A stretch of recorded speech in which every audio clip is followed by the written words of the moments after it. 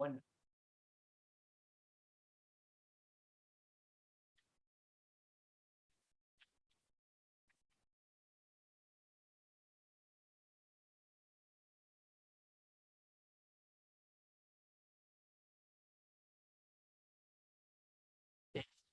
Hey, how are you? fellow Brits, I'm Michael Charlton. I used to run the UK's investment.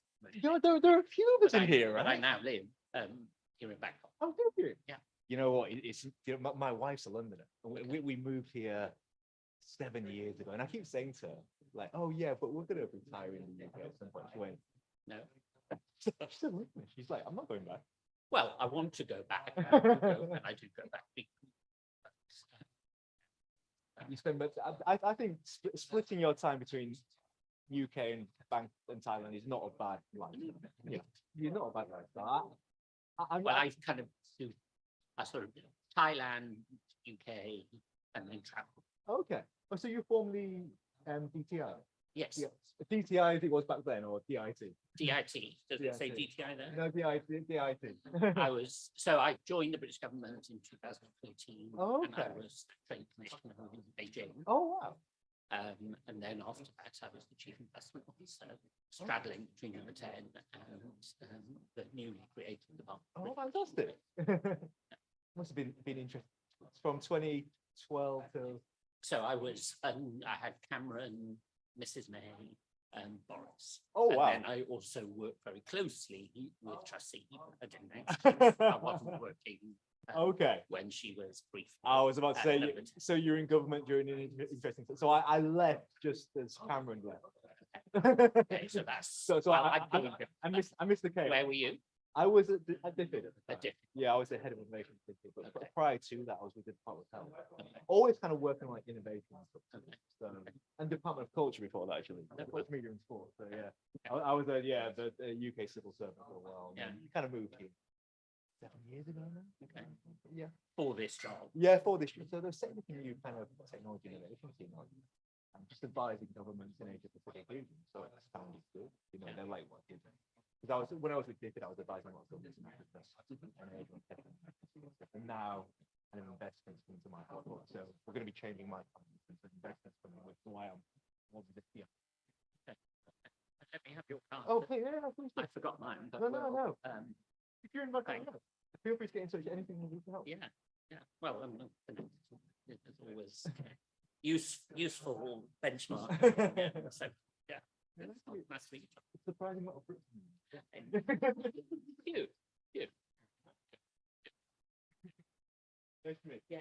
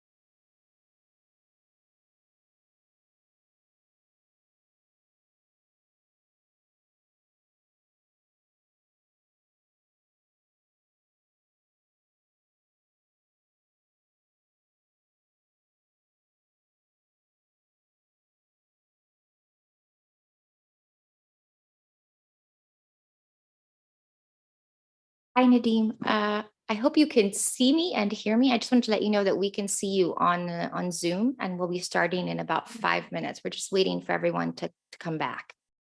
Yeah, thank you very much, Heather. It's good to see you. We planned to come over, but unfortunately, something came up, but it's good that we are virtually connected. Yes. So thank you very much for taking all the troubles. And we personally, I did bother you a lot in the last few days. So All good.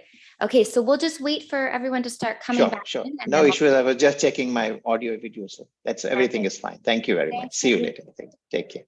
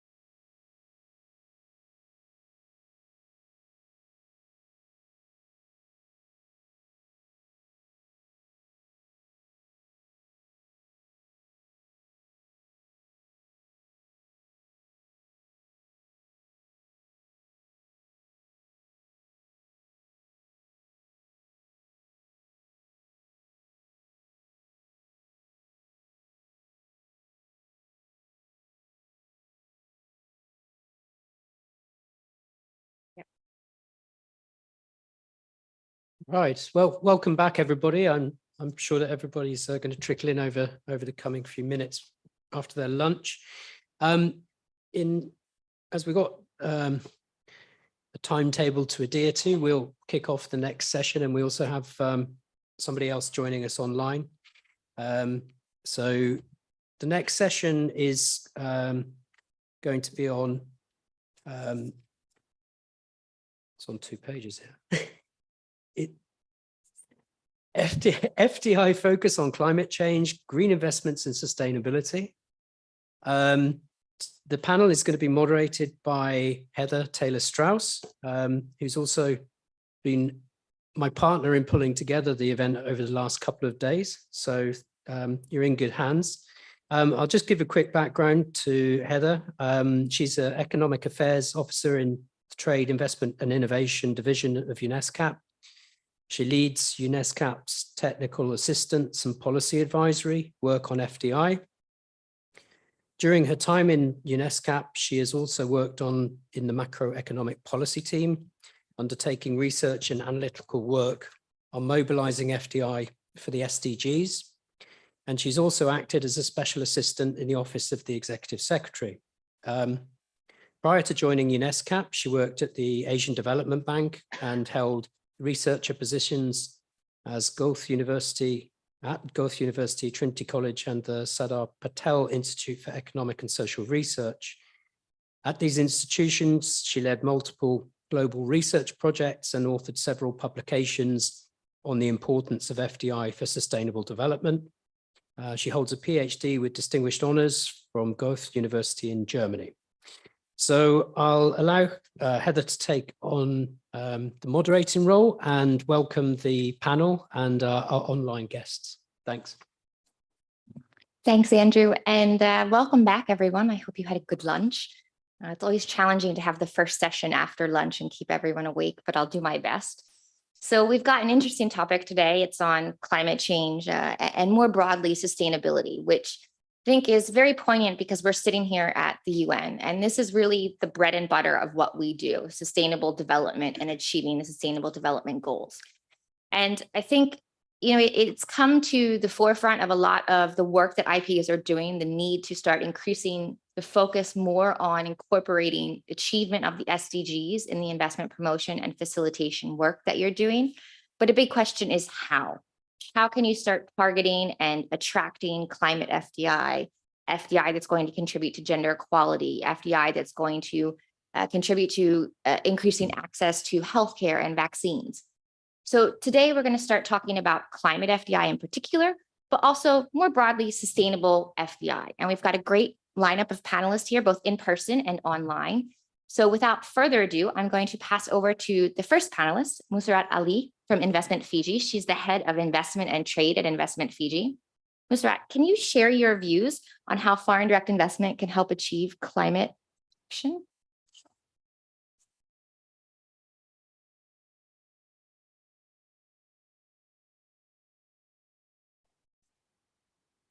Sorry. Okay. I'll start off again. Well, yeah, thanks, Heather. Bulavinaka, everyone, and good afternoon. It is indeed our pleasure to be representing both Fiji and Investment Fiji at today's event. And I sincerely thank the esteemed team at ESCAP and WAIPA for giving us this opportunity. I'm being joined by my colleague, Mr. Lisala Dear, who is the head of regional and trade development at Investment Fiji. And we certainly look forward to our interactions with all of you over the next few days. If I could also take this opportunity to introduce Investment Fiji. We are an economic development agency of the Fiji government, established 3 decades ago.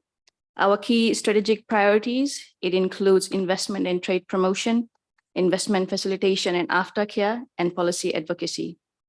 And as of August last year, we have just transitioned into a fully fledged IPA with the continued support of World Bank Group and IFC, having finally let go of our regulatory functions.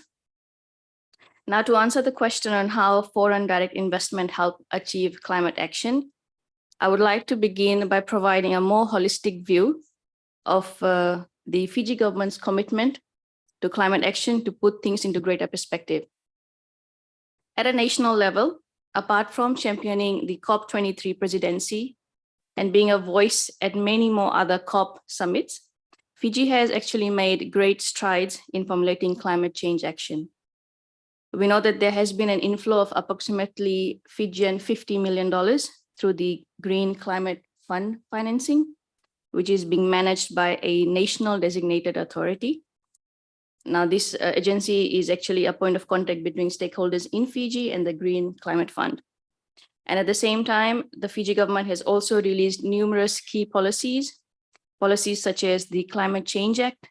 We have a low emission development strategy alongside the National Ocean Policy and many more other policies. At the same time, we also have a Sustainable Development Bond Framework as of 2022, which is the first of its kind developed by a small island developing state that creates a very robust taxonomy for green, blue, and social projects.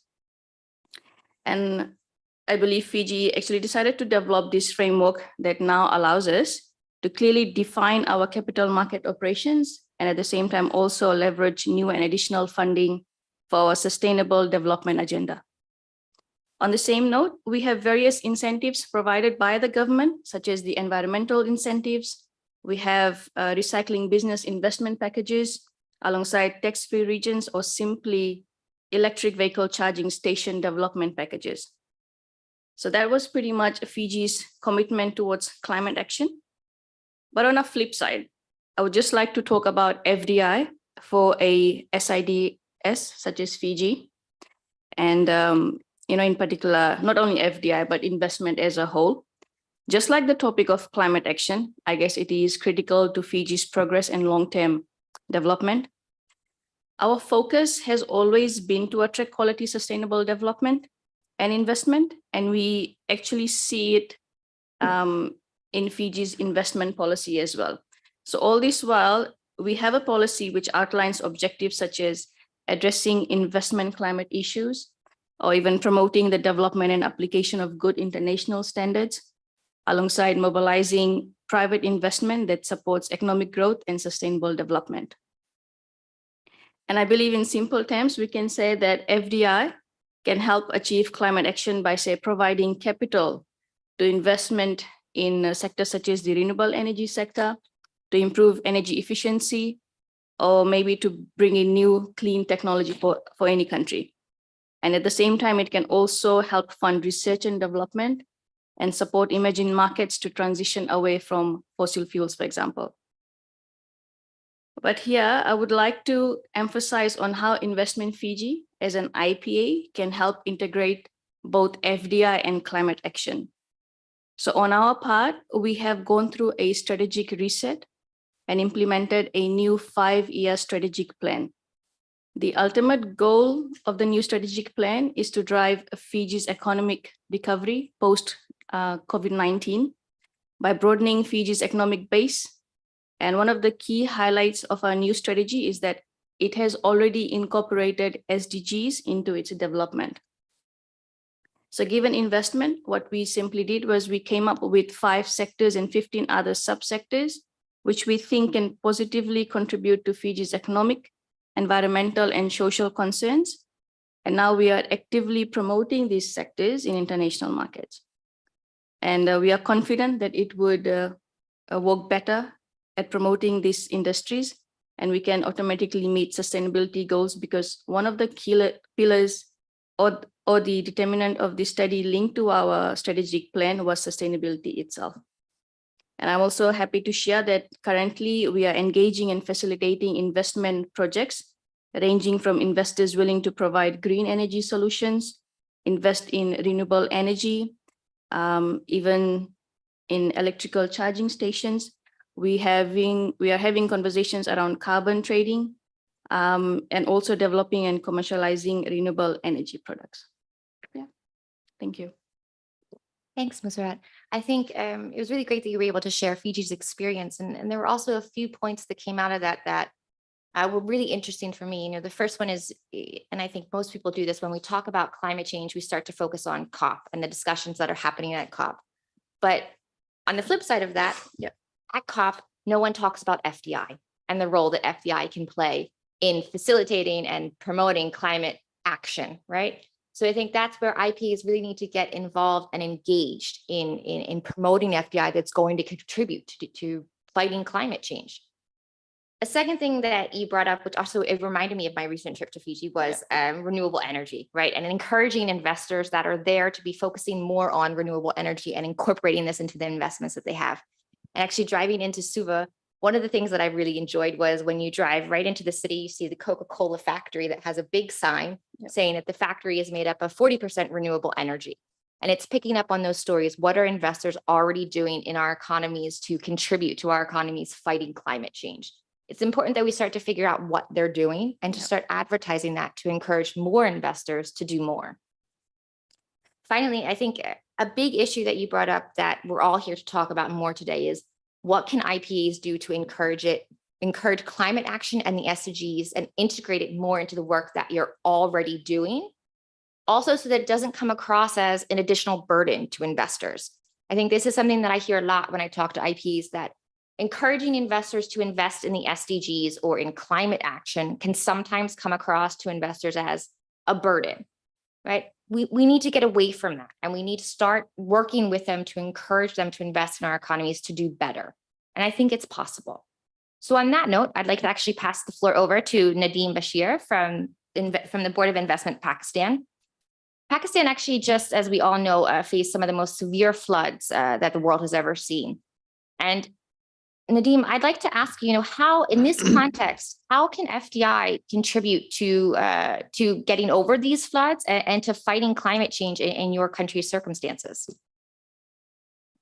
Thank you, Heather. First of all, a warm welcome, greetings, and assalamu alaikum from Board of Investment Pakistan to the distinguished panelists and audience. Heather, the summer of 2022 will be engraved in the memories of Pakistanis for a very long time. Pakistan received nearly 3 times more rain than the 30-year average in just July and August last year. And that led to unprecedented flooding across 1/3 of the country. Flooding that devastated crops, livestock, swamped villages, and even wiped out small towns from the face of from the map of Pakistan. It resulted in outbreak of a lot of diseases, and around more than 1,700 precious lives were also lost. The damage of infrastructure that were calculated towards at the end of this flood season was around $30 billion, and these damages assessment was done by the World Bank Group in collaboration with partners like the Asian Development Bank, etc. With this scale of catastrophic damages, please also keep in mind that Pakistan is one of those countries which is the least contributor towards polluting the climate. However, last year these devastating floods, they kind of gave us this opportunity to step back and see. And also these kind of catastrophes are a reminder that climate change induced disasters can significantly set back a country's development, in this case that of Pakistan. We also discussed internally, because this is not the first time that Pakistan has experienced floods at such a magnitude. In 2010, there was similar kind of catastrophic floods, and then every 3rd, 4th year we see some kind of natural disaster incident in Pakistan. And we just then kind of like had a thought set and see that Pakistan needed a fundamental shift in its development path and policies, requiring a substantial investment in people-centric climate adaptation and resilience. In the recent past, we have, as I said, we have experienced some colossal, catastrophic natural calamities. And this has also kind of give us the impetus that we need to shift the paradigm from response-based reactive to mitigation and preparedness-based proactive approach. This is not an easy task, and definitely Pakistan cannot do it alone without the help of international assistance. If we look at the FDI, whatever that we have in Pakistan, it's basically overwhelmingly concentrated in mitigation projects rather than adaptive sectors for sustainable development, and to a lesser extent in energy efficiency. So what we really need is to put more focus of investment, prioritizing investment in sectors like agriculture, forestry, urban development, natural ecosystem, and water resources.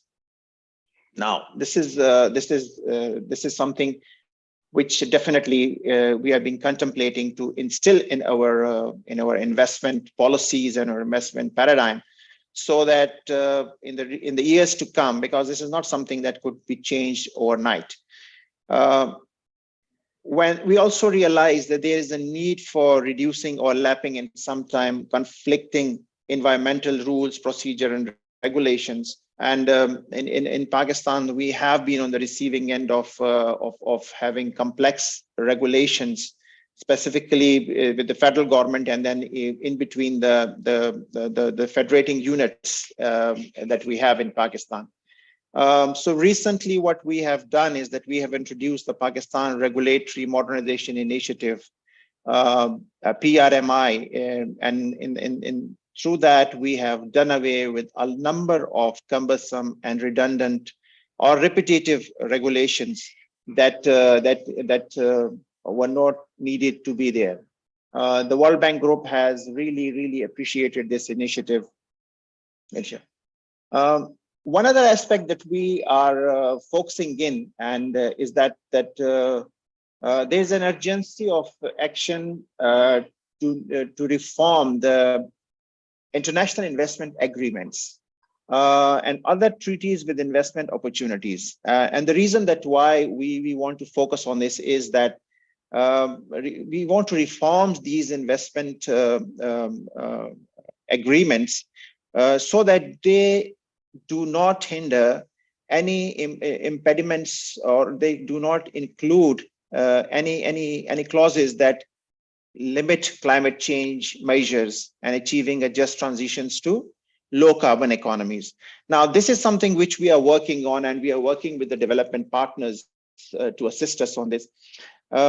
Across and apart from that, Heather, you mentioned about how we are dealing with this kind of, this catastrophe, and how, so the deal, it has a two-pronged approach. One is, of course, we need to kind of mitigate the immediate needs of the enormous population that has been affected by the floods.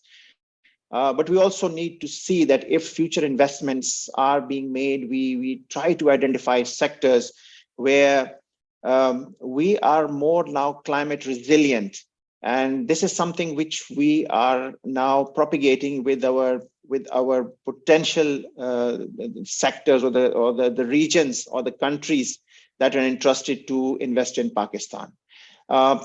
It's not going to be easy, but that is, I think, internally we have a belief that this is a start that we need to take as soon as possible. Thank you. Thanks, Nadeem. I think you made some really great points there. One of which is that our region, Asia Pacific, is the most climate disaster affected area in the world. So it's really essential that we start focusing on getting more climate resilient infrastructure and investments into that infrastructure, so that we can, increase the ability of member states in the region to respond to such crises and disasters. I do agree with you that it's very important to take a sector-based approach and to see what is most relevant for your country and where those investments can be made the best. So onto that, Sushil Bada, I'd like to now turn the floor over to you and ask you, How is the Investment Board of Nepal engaging with the private sector to grow opportunities and support sustainable growth and development? Thank you, Ida. Very good afternoon and namaskar, distinguished panelists and participants. Well, before getting to that question, in context of the macroeconomic framework, well, we do regard in Nepal private sector as a very strategic partner, and we have since the inception of investment board, that was 11 years ago, part and parcel private sector has been involved in policy to implementation. So thereby what I'm trying to say is, the board is a very powerful board chaired by Right Honorable Prime Minister, and Finance Minister is the Vice Chair. And there are representation from the umbrella organization of private sector who are board member. So in that very case, they are been involved in giving required policy orientation that the board gives. And the Office of the Investment Board works as a secretariat and office of the investment board. Now, as in such, there's 15th periodic plan, and which started 2019, and it has, well, I was there involved in quality circle of need assessment, costing and financing gap. So it was well stipulated as in result-based framework, those result indicators or sector-specific, goals and targets. The fund need assessment was done. And 56% of the fund was to be channelized through domestic private and foreign private. So foreign private, when we say it's foreign direct investment, and the stipulation was around, made was tentative 79 billion US dollar. Now, investment board, the threshold that it looks into is it's a first reference point for large investment, works as investment promotion agency, and also works as an PPP center or PPP's nodal agency. And talking about, but when we talk of FDI, I guess what we have to realize is by properly developing and managing PPP, we can take best leverage of, building a big critical infrastructure project by channelizing private investment or FDI. So that is where we have been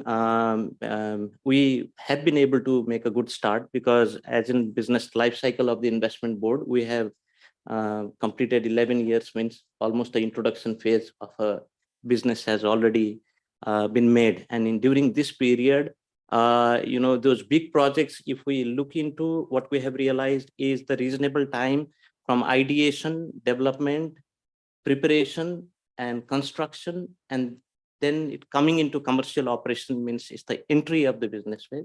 And the concession agreement that we do with our valued developer company or investors or foreign privates are the concession agreement that we do for substantial period of time, that is operation and exit. So what we have actually inculcated within the board and the office is the investors need to have utmost level of certainty and predictability. So in that pursuit, we have been trying to first prepare the institution, make it robust and functional, so as we can render effective and efficient handholding services or facilitation services, not just acting as an authority. As an authority, we do have a role of giving those statutory clearances and approval, for example, investment approval or signing PDAs, that is project development agreement, or if it is direct investment, it is project investment agreement. So on private sector, we have been able to do good because we have been able to roll out 2 big projects under mines and minerals category, the ordinary Portland cement production. And that too, with a very focus that we have given is mainstreaming the component of, waste to heat energy management, where the waste, from the waste, the heat is generated, and that heat is tapped to generate energy, which is eventually works as a captive power for those plants. So this is an intervention or an very effort made towards decarbonization.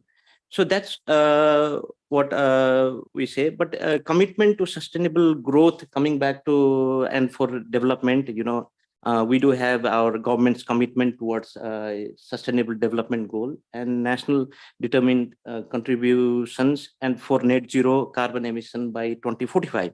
And IBN is developing and executing clean energy projects. Now I come over PPP projects where we have been doing substantially good, and around 5,000 megawatt of hydroelectric project, and moreover comprising of runoff river, picking runoff river, and storage schemes. And those are all aligned into result-based framework. So what does that really means is we given study rights to our valued investors, and they are given reasonable time. We provide them terms of reference and guidelines on how those studies are to be taken care of.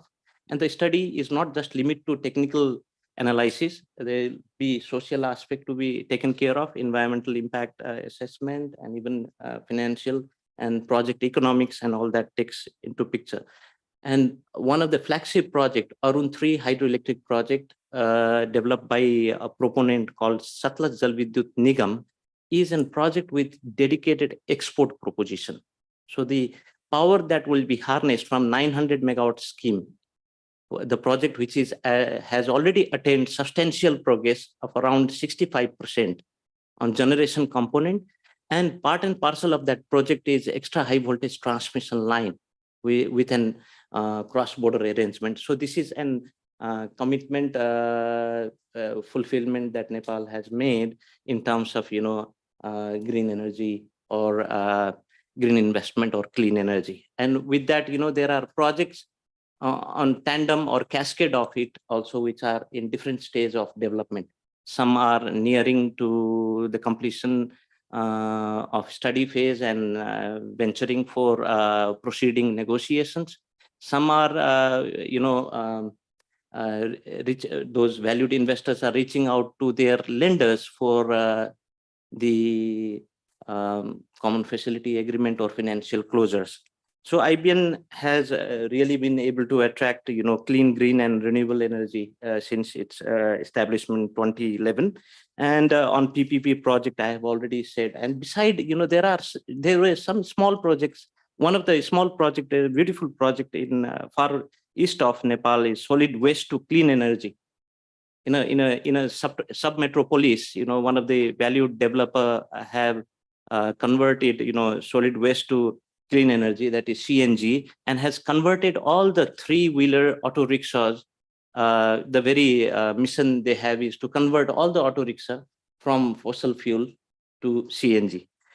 And beside that, we do have mainstreamed, use of good industrial practice like resettlement action plan, and even disaster management plan, industrial management plan, and social benefit sharing plan, Nepal employment, skill training plan, and Nepal industrial benefit plan, and even land acquisition plan. Because these lands are not all, few of them are going to be private land, because you think of a transmission line we are building under PPP modality that will go through, various districts, various villages, and it will go to national forest. It will go through, community forest. So there are issues of, land acquisitions. At the same time, there are issues of, making, leasing arrangement.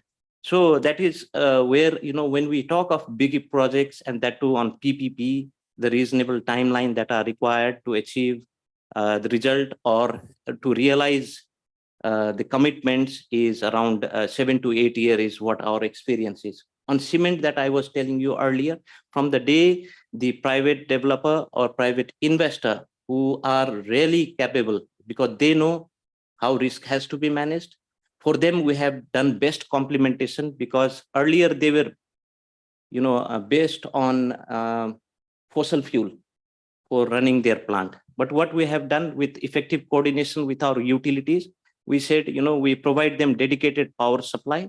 And at the same time, they do have their captive plant, as I told you earlier, the waste to heat energy. So, so these projects are all backed up by green energy. And with the arrangement of green energy, waste to heat energy system, means those plants are also doing all best of effort to decarbonize. And for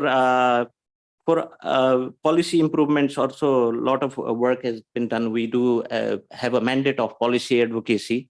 So on rigorous and regular basis, we take inputs from the private sector with our valued investors, and we try to see how best we can improve. But we have started improvement from the office itself. We said, we have to facilitate, do a lot of correspondence handling. For example, there'd be a lot of consignment coming from, the third country or the border country, and they need to be facilitated with the service of, re-export basis, where equipments are coming on returnable basis, or consumption materials. We do try to, make sure they get the exemption facility then and there when their files are reached. And on coordination, collaboration, and partnership, this is a continuous work that we are doing.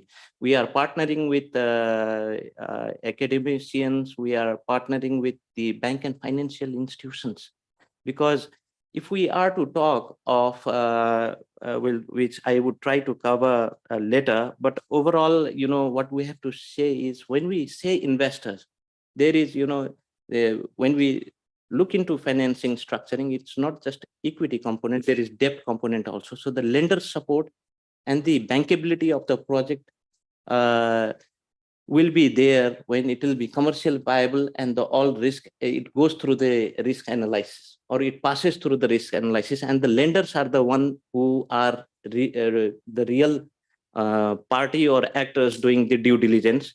So having said so, what I would like to conclude is, overall IBN's engagement with the private sector is aimed at promoting sustainable growth and development in Nepal, and ensuring that private sector investment align with national priorities. Means we have already created our, I was very excited earlier today hearing that there'll be a digital platform for wherein we can showcase the project. So showcasing project means, for me, as in leading office of the investment board, is, got to abide, adhere, and follow the principles of and fundamentals of project marketing. So the marketing is a day-to-day, regular business. The continuous effort has to be made. So such platform we can showcase and say this project is at this stage of, development. For example, pre-feasibility stage, or feasibility stage, or DPR stage, or well prepared, means, the project has already been de-risked with land acquisition, and all those, assumed risks are already minimized. I would not say nullified. So this is the approach we should do, so as we can try best to see that those investors are attracted. And when we really come with notification for, expression of interest, there are a lot of interest coming to us. So this is the preparation we are doing. And mainstreaming is, we do look into those projects, we would say quality investment, because this sustainable, bankable, credible project pipeline that we prepare is based on a framework. And that framework is for, ideation. Right after ideation, we create long list. We do short listing of those list of ideas.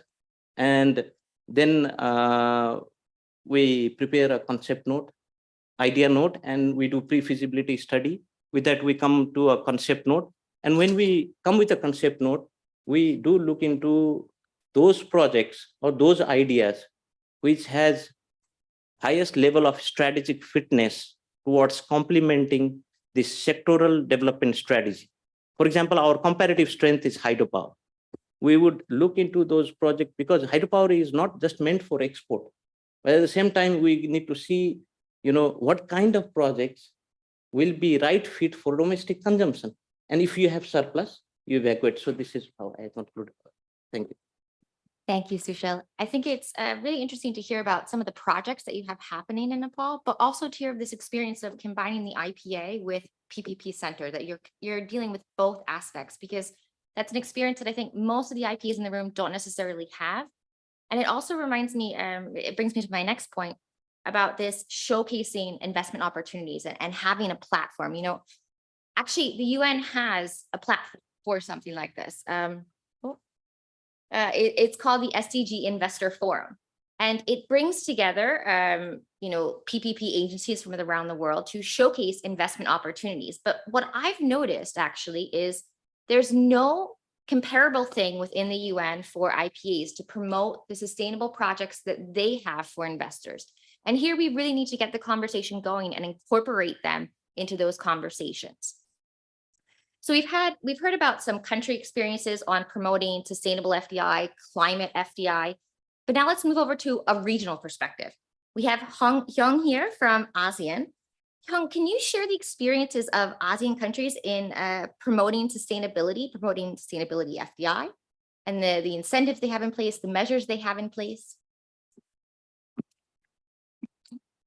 Thanks, Heather.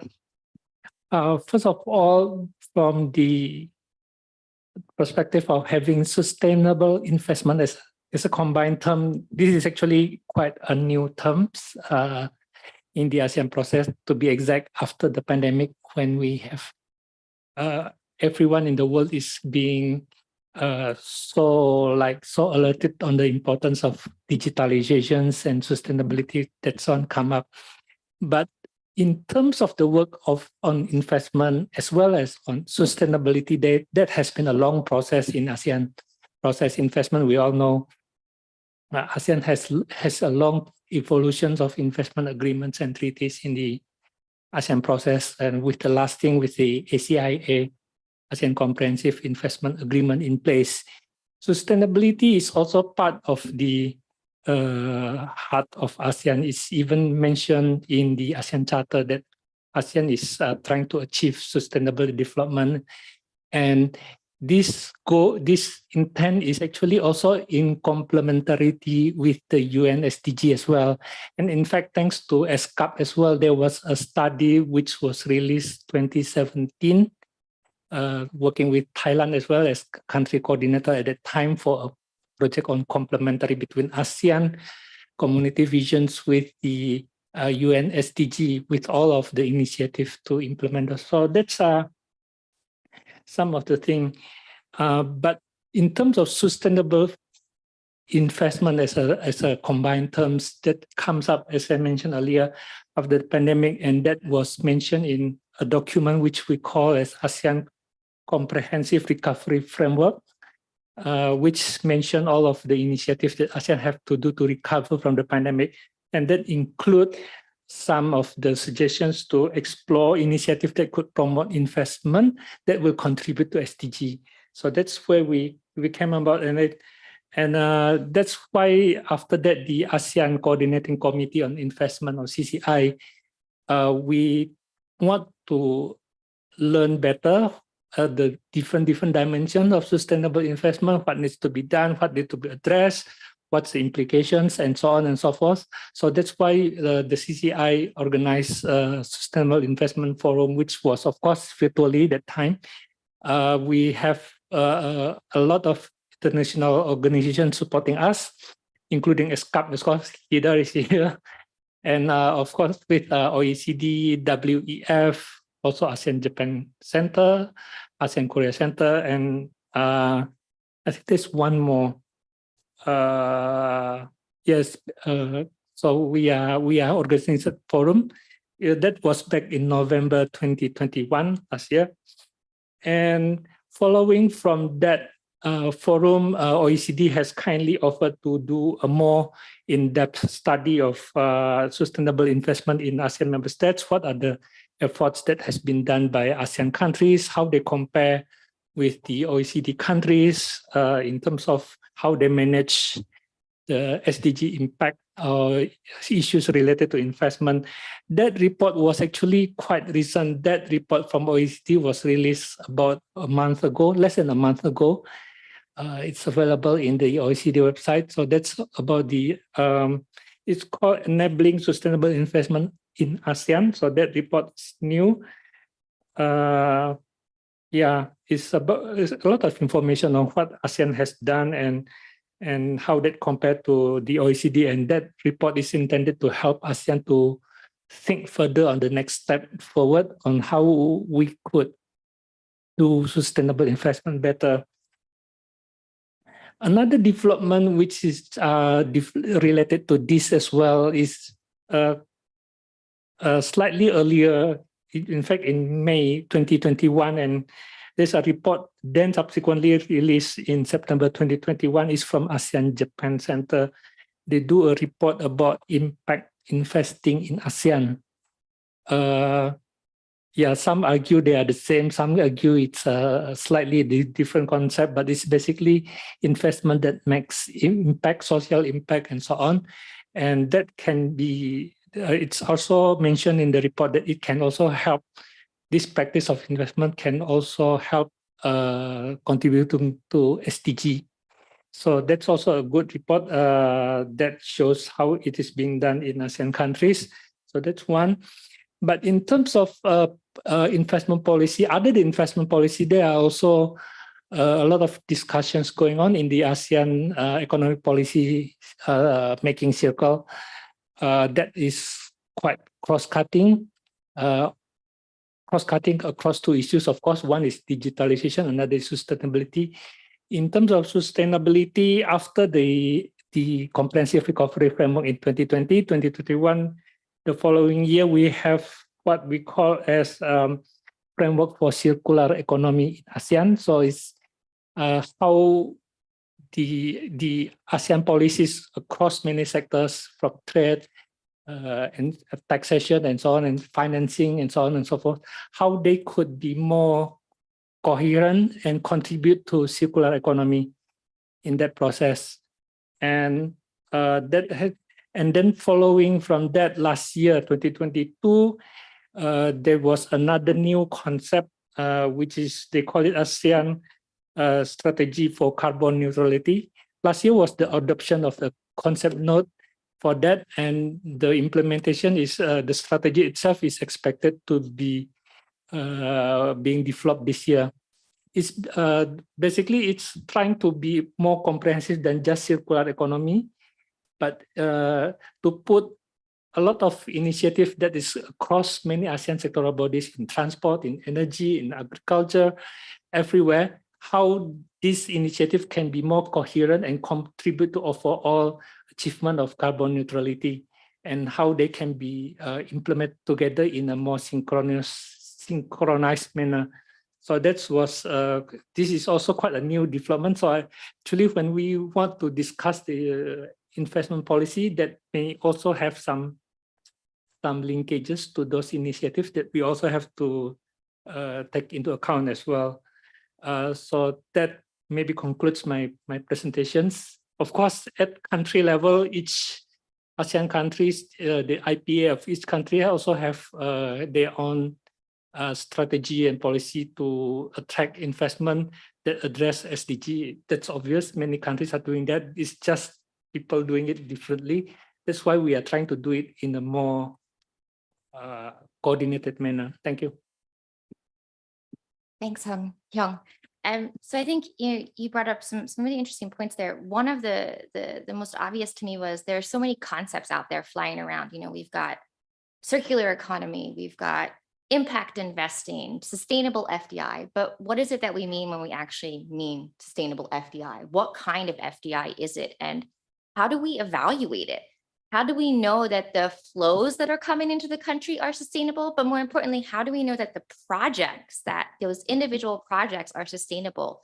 How are we evaluating them? How are we monitoring them? And what is our experience in that respect? So on that note, I'd like to see, is there anyone that can share their experiences on what their IPs are doing to evaluate or to monitor sustainable FDI projects?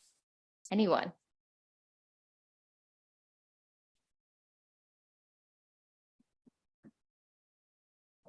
The room goes quiet. Maybe I should. Yeah, please. So not so much an FPA, but what we're looking at is really, I represent Grameen, the Nobel Peace Prize winning microfinance entity, and we've come up with SDG impact bonds. And we're trying to find a way to monetize impact to be able to reduce the cost of debt to the enterprises that are working either in affordable education or healthcare or carbon or clean energy or water, sanitation, agriculture. So we've done 10 of these micro impact bonds, and the ability for us to find very clear measurable goals, not just the 17 goals, but within that, the 169 indicators, and using those as measurement parameters, I think has been very useful. We can talk more later. Is anyone else doing anything or incorporating the SDGs into the investment promotion work that you're doing or investment facilitation work?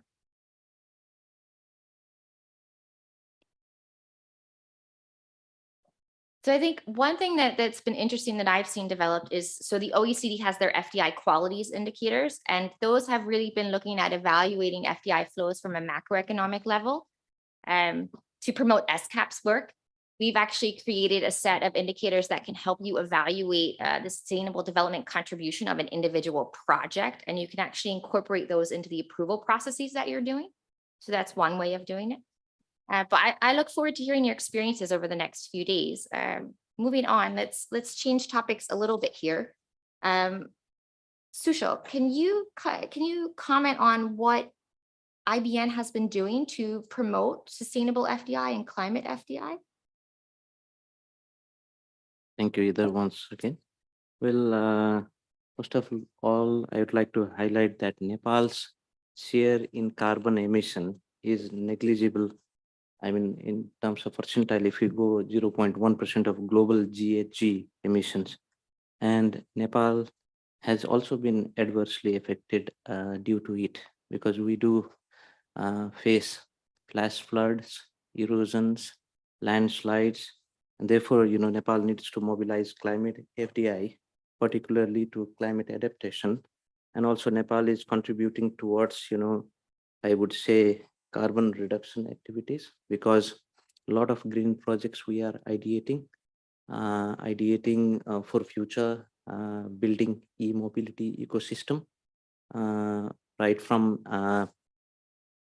incentivizing with tax and non-tax demands, and at the same time also giving required facility to the investor, so as cost of setting up those vehicle assembly and manufacturing plant is commercially viable for them, and at the same time that needs to be backed up by a very reliable charging station. And when we say reliable charging station that we are developing now, and that will be in our project bank, will be with a thought that the stored energy system will also be an integral component of such charging station. So charging station, those venue will be made, the project would be made sustainable in terms of financially by integrating other facilities. So when ideating those projects, that charging station do work as a proper service center for those valued clients or commuters who would be using that facilities. So and beside that, almost 100% of clean energy production is what we have there in our power system, and 51% of 2400 megawatt installed capacity plant is contributed by private sector. And that is the very reason in energy sector, our coherency between the policy act or legal framework, regulatory framework, and procedural framework has been very attractive for private sector. The very reason for the project that went through and private sector were able to achieve the result is because of the bankable power purchase agreement, the long-term tie-up, so which gives market security or market, guarantee for any developer. And the other factor is the domestic financing institutional capacity that it developed over the period of time, and they were there to support those individual power producer to produce those plants. Now, moreover, government of Nepal has commitment to achieve target of graduating to middle income country status by 2030 and achieve net zero, as I said, greenhouse emission by 2045. So on that line, we are focusing on cleaner energy, wherein we have our comparative advantage and doing best that investors are incentivized, I would say physically incentivized by building those associated infrastructure like access road, evacuation corridor, substations. These are where government is making best of effort, and under sovereign funding, these projects are made with the very mindset that private sector will have, will find it attractive to come forward and invest. And furthermore, government has also adopted a green grid framework, that is green resilient inclusive development framework, in collaboration with our valued trusted development partners and MDPs like World Bank. And we are in phase of formulating strategic action plans. So I would not be able to share much what is there for private window. For public window, I'm sure the access to global finance for long-term concessional finance would be there, global financiers. But for private window, what we think is these all projects, if we are to, mainstream, the resiliency component to so as those as in pursuit of adaptation, the projects are not going to be commercial viable. So we at investment board, we say if serious potential and with strong willingness, if some investors are coming, they may or should be availed access to those concessional finance, and which can really make project viable. And at the same time, there are few other risks. For example, with the market where we have our currency pegged is not an issue, but with other foreign investors, we are looking how best we can devise very pragmatic and solution centric foreign currency fluctuation risk instruments. And beside that,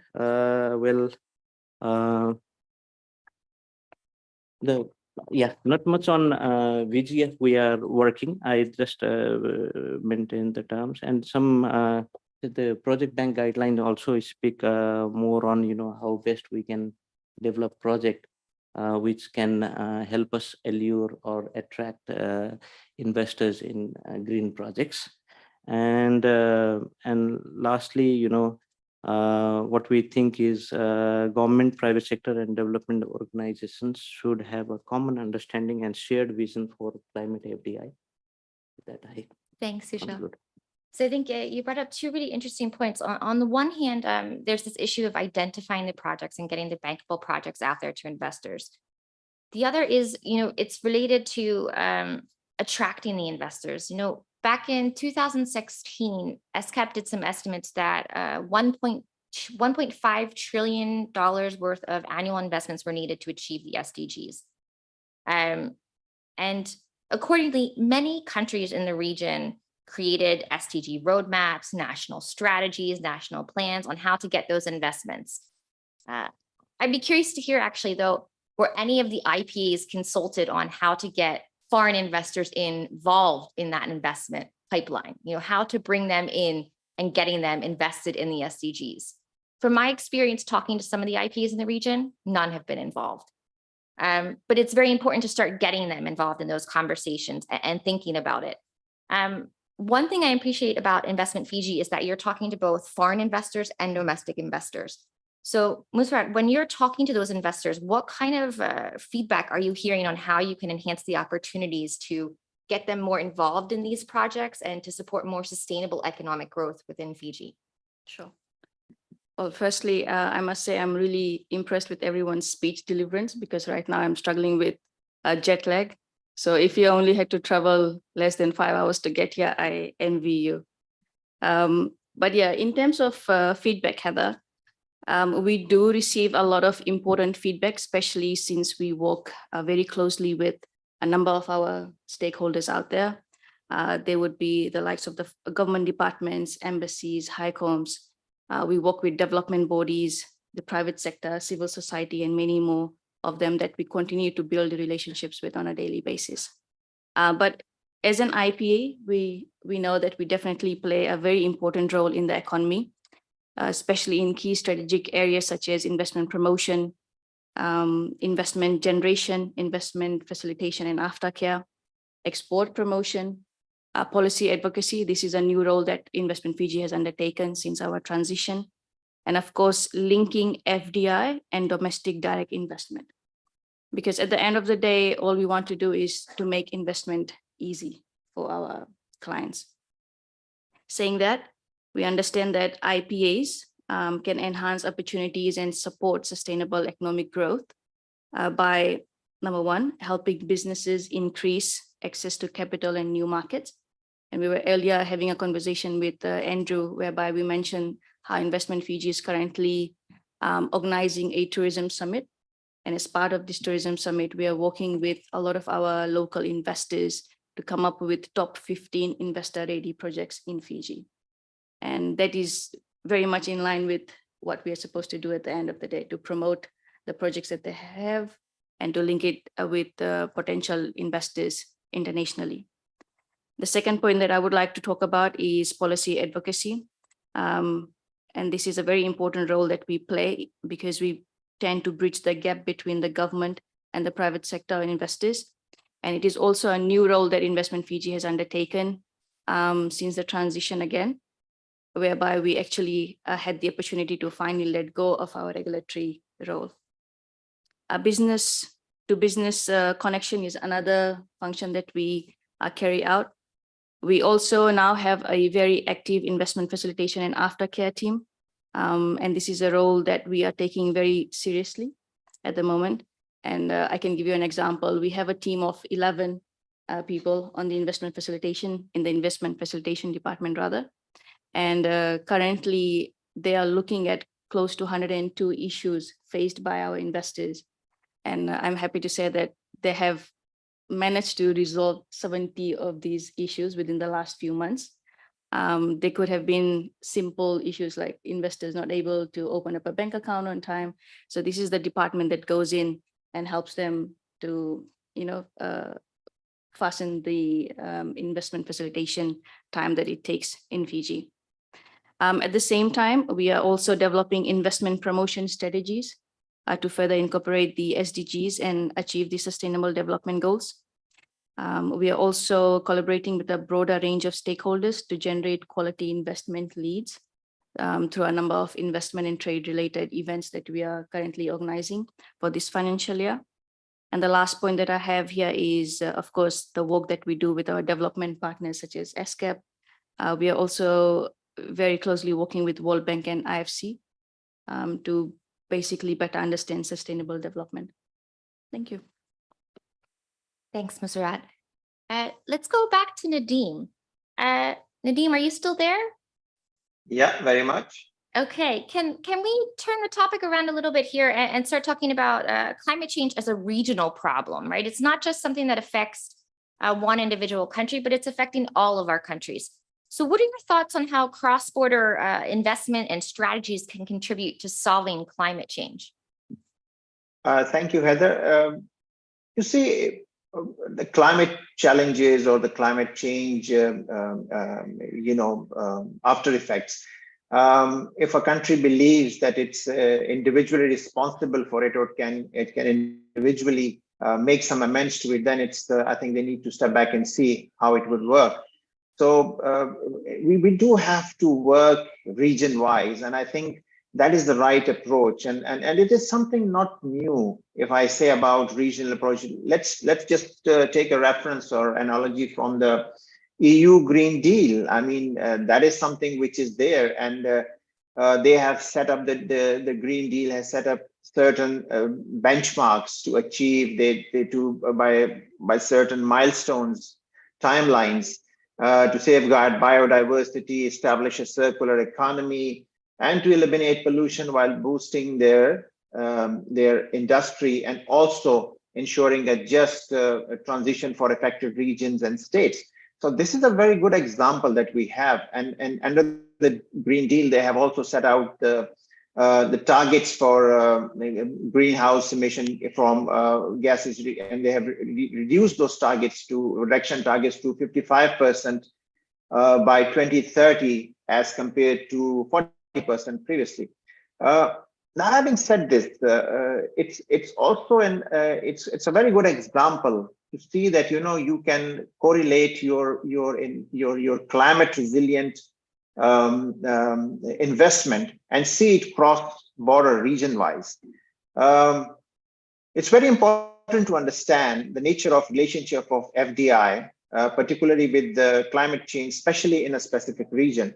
One of the important driving factors cross-border flowing of investment is that at times it caused environmental degradation in some of the countries. And there are certain studies that has shown that FDI inflows are sometimes positively associated with carbon emission.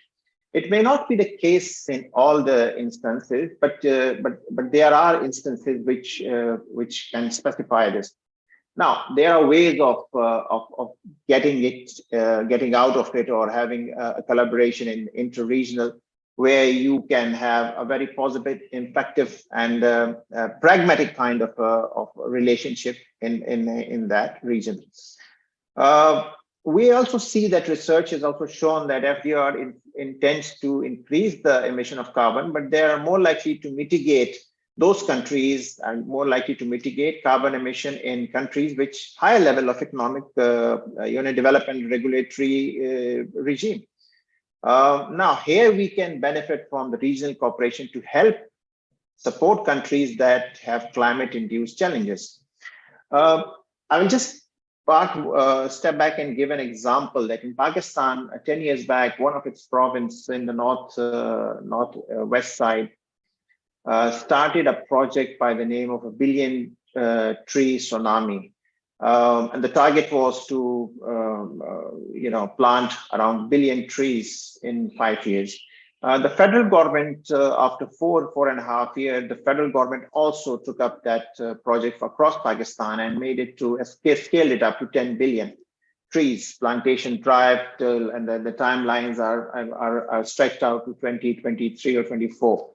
Now, if we have a sizable number of trees planted in Pakistan, the impact of it on environment will not only be limited, or the benefit of it will not only be limited to Pakistan. I mean, it will spill out to the region as well.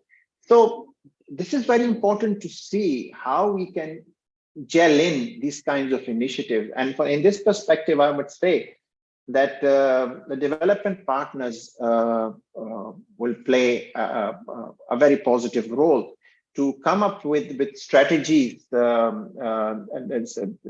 fostering synergies and strategies across the regional countries.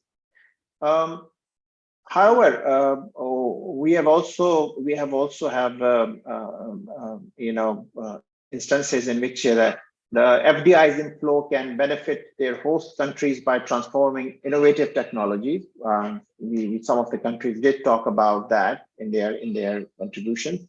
Promoting financial development, improving management, which allow companies to adopt environmentally friendly products and technology that help mitigate climate resilient and climate challenges. So, in just to sum it up, I think it's very important for countries to kind of devise and look for policies in the and see it that it has a spillages towards the region. Individuality is no more the theme of the word. We do need to work in groups, and that's why we have research forums that we're speaking together to share our experiences. As regional actors, I think the countries must come together and try to fight it out and try to resolve these climate issues which would be impacting them across this whole spectrum. As I said earlier on, the development partners, all these financial institutions like the World Bank Group, the Asian Development Bank, and the similar agencies can play a very vital role. This forum can also play a very vital role, and see that if there are certain regional specific strategies for FDI with respect to climate resilience can be devised. I think, and I'm sure, almost all the countries will be more than happy to propagate the same. Thank you. Thanks, Nadeem. And thank you for really emphasizing the importance of regional cooperation and forums like these to share experiences and knowledge. Hyung, from ASEAN's experience, what can you share with us about IPs working together to address sustainable development challenges? Thanks, Heather. The IPS among ASEAN, especially the policymaker side, through the CCI process, have always been meeting each other regularly, every few times a year, when we discuss a lot of policy issues, just to improve the investment regime in the country, being more facilitative and so on. In terms of sustainable investment, this is a new term, but of course, each country has been doing this on their own, but as a more coordinated manner in a region process, this is actually quite new. And we are actually, the target that we are doing this year is to make a decision on how we will go forward on this sustainable investment, how we can be more coordinated and in what manner we can do it. Maybe we are currently in the discussions, but of course the coordinations among the agencies has been on a very regular basis, and I'm sure maybe the IPAs, they also have another forum outside ASEAN, maybe WAIPA and so on. They also have their own network to discuss this. Thank you. Thanks, Hyung. So I'd like to wrap up the panel now and pose one final question to each of you. And that is, we're sitting here today because ESCAP and WAIPA have come together to bring these IPAs together and discuss, what are your challenges, what are your experiences in promoting FDI? What is it that you see that ESCAP and WAIPA can do to support you further in addressing sustainable FDI issues? Nadeem, I'm actually going to go to you first. Are you there? Yeah, thank you. Well, Heather, Pakistan, if you look historically, we have struggled to, for different reasons, we have struggled to entice or attract foreign direct investment. There could be different reasons for that. For instance, till a few months back, we were placed in the grey list of FATF. We believe that it has its political implication, but whatever the case was, it was not an ideal destination for investment by the international investor for FDI, specifically when you are placed in a grey list. And we estimated that it has sidelined around $38 billion or to $40 billion of potential investment opportunities in the last few years when we were struggling with the FATF. Again, as I talked about it, we have regulatory hindrances for which we are doing some handholding, and we are coming up with the innovative kind of techniques to attract investment. The challenge for us is not only to attract investment, but it also to realize that investment and then sustain the investment in the shortest possible time. To mitigate this, we are in the process, the Board of Investment Pakistan is in the process of setting up an investment specific one window office by the name of Invest Pakistan, which will be a reality in the next few months, inshallah. And that will be an office to serve the investors in and facilitate them in whatever way they are required to be. Coming back to what you say about WAIPA and ESCAP, how they can assist us. Well, I think they can facilitate the Board of Investment for effectively drafting international investment agreements and other legal instruments. Number two, I think they can help us in development of a robust and holistic investment promotion action plan while keeping in view Pakistan and its ground realities. I think last but not the least, to assist Pakistan in conducting investment promotion events and abroad, to effectively build Pakistan image as the suitable investment destination. Thank you very much. Thanks, Nadeem. Sushil, what can ESCAP and WAIPA do to support IPAs in promoting and facilitating sustainable FDI?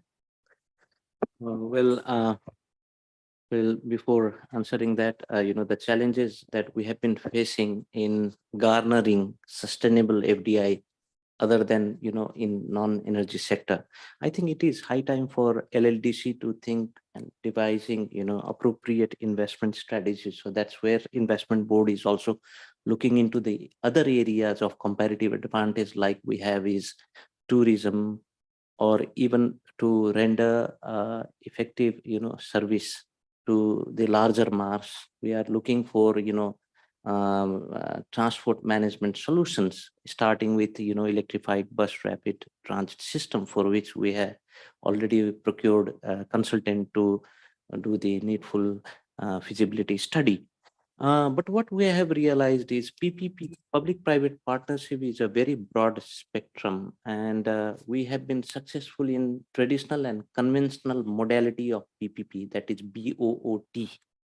But what are other appropriate modalities, 1, 2, or 3, which could help us tap other sectors than energy, is what has been challenging for us. And at the same time, not just finding out what modality is appropriate, but to create the whole framework.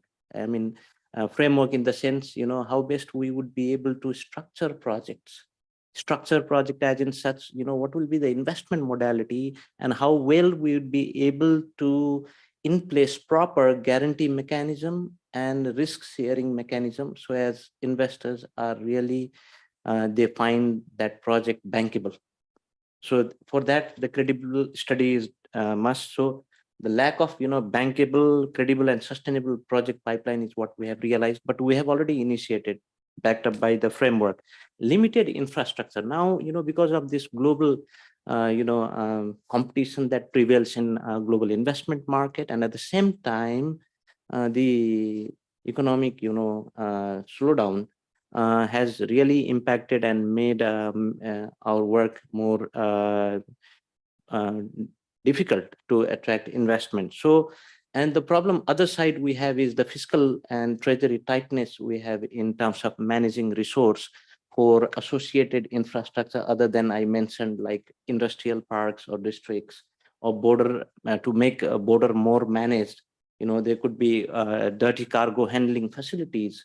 So those are also the projects that we have in pipeline. But down the line, the capacity and the knowledge gap is the very problem. And sometimes we even say, before even thinking of garnering investment, we should think of garnering knowledge, which is most important for if we are to mobilize, channelize investment on critical infrastructure.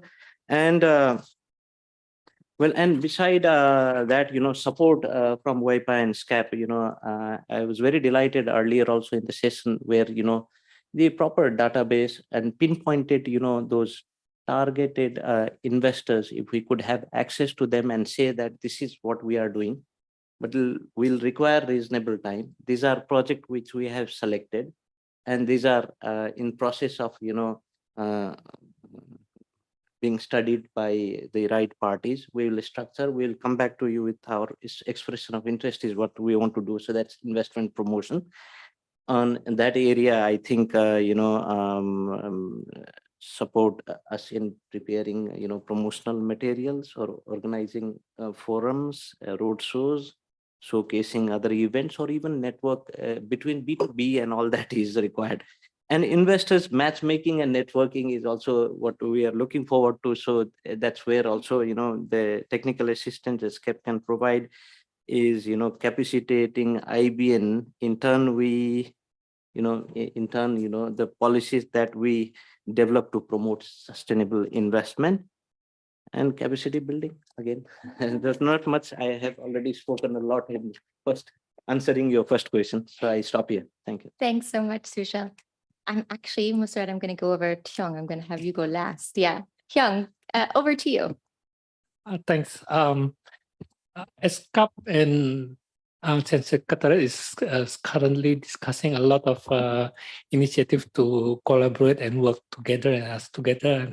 In fact, I think the Executive Secretary of ESCAP is currently in Secretariat to discuss with our Secretary General for a lot of things. And from our side, from the investment side, we also have some discussions with ESCAP on possible collaboration. So thanks for that support as well. We will discuss further on what kind of support that can be. But of course, as part of UN initiative, SDGs on top of the priorities. So we will need a lot of support as well in terms of how we can have a better investment policy that contribute to SDG. Of course, that's for sure on the top of agenda of everyone. So how that can be realized, we will discuss that further. So thanks for that. Thank you. Thanks, Hyung. And I think also some of the work that we're doing with ASEAN, we can carry over to more of the regional idea of how we can support regional FDI promotion for sustainable development. Finally, but definitely not least, Musrat. Thanks, Heather. So the main challenge for attracting FDI for sustainable development, in our view, could be a lack of strong business cases for the investors to consider in the first place, I believe. And the assessment process that we need to follow when new investment projects get tabled to us. And I guess similar sentiments were raised in the opening session this morning. So the fundamental question here would be how do we best rate these projects in terms of sustainability? And maybe this is one of the areas that ESCAP and WAIPA can further assist us to better understand sustainable development itself. The good news, however, is that we've already started a little bit of work around this area. We are in the process of using sustainable FDI indicators when talking to investors. And I just hope that we can better ourselves in that area. Yeah. So of course, there are other challenges as well, but this would be on the top of the list. Thank you. Thanks, Musrat. And I think, all the panelists, you really highlighted, I think, what I'm walking away from this panel and also these meetings is that in general, I think a lot more training needs to happen for IPs on a one-to-one level, but also on a regional level of, what is sustainable development? How can it be mainstreamed and integrated into the investment promotion facilitation work you're doing? It has to happen more than just one panel session, but really, capacity building and technical assistance are key to doing this. So with that, I'd like to end this session. I'm going to pass it back to the MC over to Andrew on what's next on the agenda. Thank you very much to all the panelists. Thank you, Nadeem online. Thank you very much. Thank you. Thank you for having me. Thanks very much to everybody for joining, and especially to Nadeem from joining us online. We're going to take a break now through to 3:30, and then if we could all be back in the room at 3:30 sharp to start the final but no less important session on proactive investment. So I'll let you go and grab a coffee, hopefully for those of you that are slightly jet lagged. Very easy for me. I only came from Malaysia, so so thanks very much. Maybe can I just make one final comment about tomorrow's session? So the 10 to 11 session, that one is up, the plenary session, that's in CR1, which is on the third floor. So you just go up the escalators to the next floor. And as my colleague Jonathan said, we have a couple of ministers speaking, so it may run a little bit long. We've already talked to Andreas, so the investment promotion workshop will start a little bit later in case that 10 to 11 session runs longer. So no need to worry that you have to rush out of the room at 11 to make the investment promotion workshop, okay? Thank you.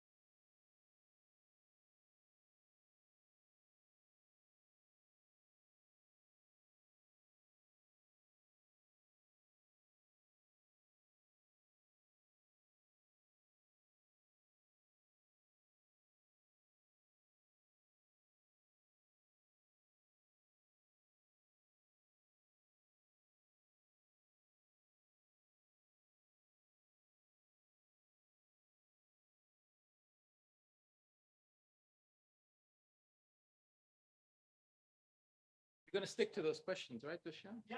You're not going to change them last minute?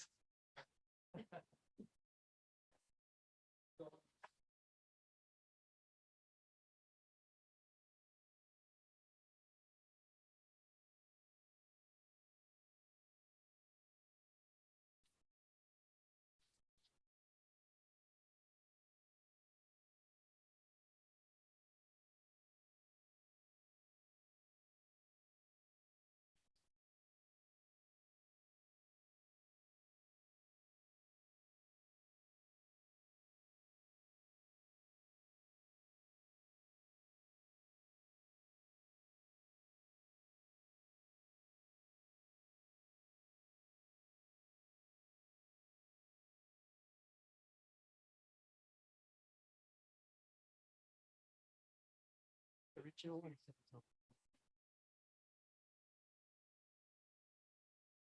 Okay, no problem.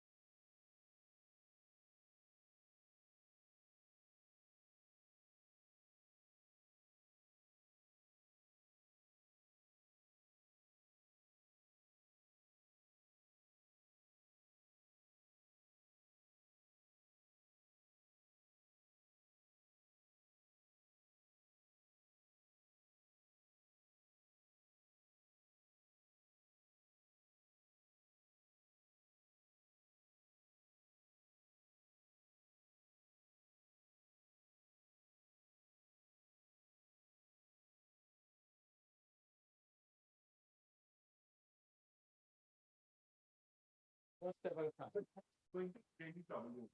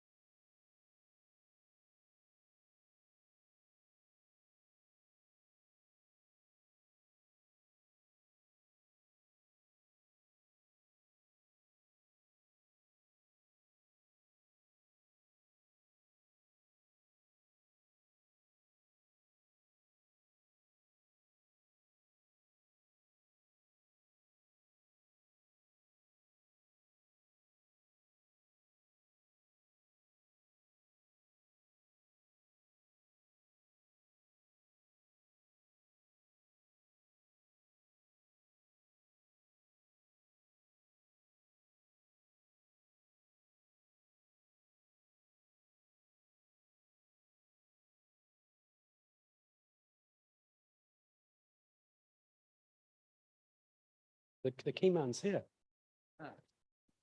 Smell, you're on a panel. Put you on.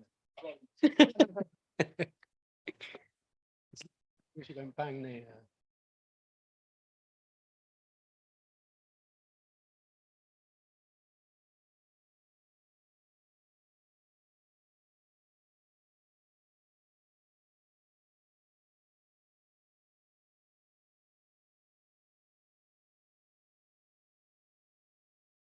Okay. Welcome back for the third and final panel for the afternoon, which is going to be an all-star cast.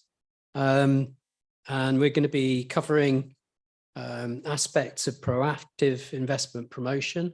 We deliberately kept this as a sort of rather open topic, and Dushyant and the panel have had some preliminary discussions to take some of the bullet points a little bit further. We have some fantastic experience with us today on this panel, but rather than stealing the thunder from Dushyant, I'll just do an introduction to him as the moderator to start. So Dushyant has been involved in the establishment of Invest India as one of the most innovative and dynamic IPAs globally. He's been a key member of mission mode initiatives and projects in India, and has been instrumental in the setting up of gold standard IPAs within the Indian states. Working in close coordination with leading multilaterals, Dushyant supporting the leadership in transforming WAIPA into one of the strongest voices in the space for sustainable investments. During India's presidency of the G20, Dushyant's been involved in bringing together IPAs of G20 countries towards acting on an action-oriented investment agenda. Dushyant has worked in all parts of the world, especially in developing regions. He holds dual master's degrees in international business and computer applications, and an honours degree in mathematics.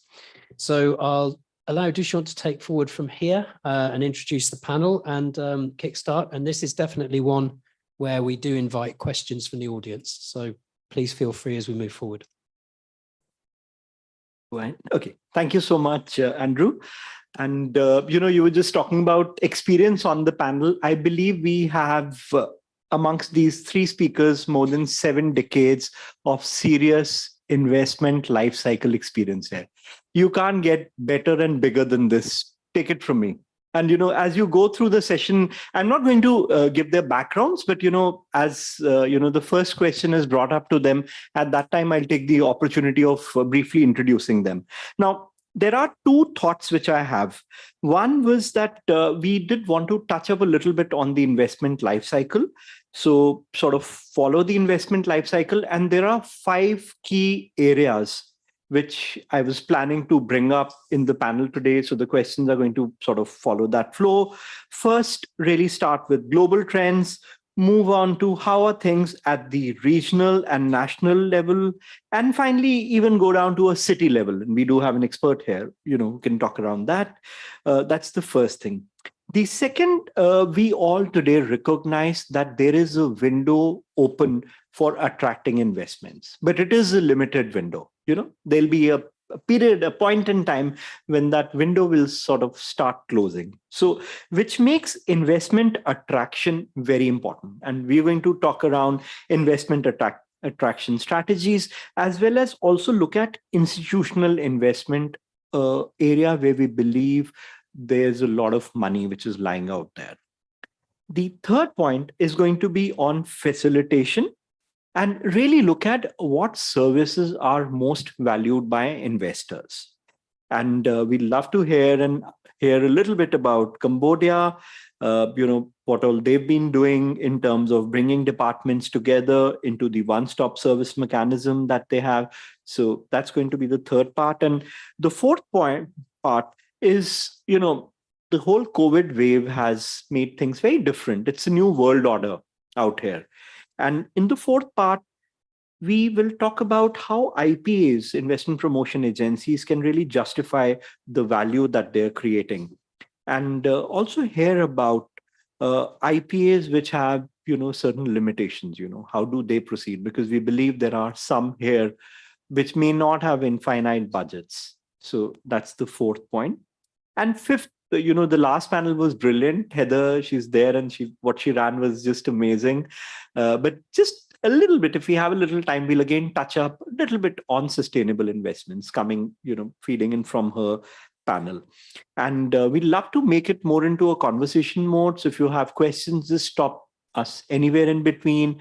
You want to come at the end, all of that works really well for us. And, you will be hearing some real world examples, some real practical stuff coming in, from the experts here. For the first question, let me take the opportunity of introducing Andreas Dressler briefly. He's also a good friend. And, now he's got a very deep insight on the other side of things. How companies think, how do they make investment decisions? And then the IPA side of it in terms of what it takes for locations to attract these investors. He's created many boutique-focused FDI organizations, FDI Center and Terrain. And at KPMG, that's where he's also created a specialized cross-border investment practice at KPMG. So there's some really, really good experience, deep experience that we have here. He's also been the managing director of Location Decision. So Andreas, if I can just, sort of bring up the first question, the last 36 months have been a time of uncertainty and has brought in a new world order. What are the trends driving investments? Well, that's a very broad question, so give me an hour or so to elaborate. Please. But I think one of the things that is not clear yet is what you just outlined, the New World Order. I think the outlines of that are starting to become clear. But the fact is, over the last 3 years, we've been in a situation of uncertainty. And uncertainty is really the enemy of investment. So that's one of the contributing factors to the decline of investment, is that companies have felt uncertain about any number of things: COVID, the economy, geopolitics. So there are many drivers of investment. Now, if I could just highlight two, the first would be risk, right? So companies are investing to mitigate risk. That includes moving operations from one part of the world to the other, to reduce supply chain risks. It also includes geopolitical risk. So companies, for the first time, certainly since I've been working in this field, are asking very early in the conversation about where they're investing, whose side is a country on, right? So these are really conversations we're having with investors when they're considering places to go. What is this country's political stance? How is that going to impact us from a risk perspective? So companies are making decisions to mitigate risk, but risk is also affecting where they don't invest. So if you look at the majority of Western European or US companies right now, there are certain parts of the world they won't invest, or they'll invest less than they did in the past because of risk factors. That creates opportunities for other countries in turn. So India has been a beneficiary of that, I think, because India is seen as a relatively low risk location from a geopolitical perspective. The same applies to investors, for example, from China, who are probably investing less in places like Australia, Canada, or the US than they might have been 7 or 8 years ago, but in turn are investing more in regions like this region, or are investing more in places like Africa or the Middle East, where there are still great opportunities. So the whole concept of risk, particularly geopolitical risk, is one of the big drivers. The second area I would highlight is industrial policy. So this is still related to governments, but we have seen in many parts of the world a resurgence of industrial policy. Certainly China's been doing this for a long time, very successfully, really strategically building up industries, putting resources into industries, which in turn is creating national champions and is also creating opportunities for foreign investors. We now see the US who are unashamedly doing the same thing.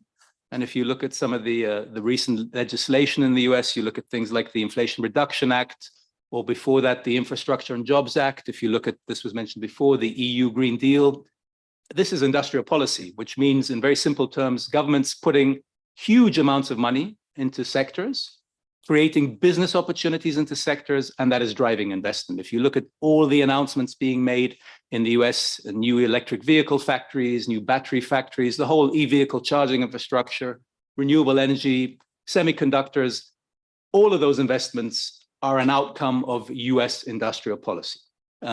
The EU is now reciprocating, so that's a huge driver for me, and that will continue for a while. So those are just two of the main drivers that I would highlight, which are going to really shape FDI for the next 2 or 3 years at least. Wonderful.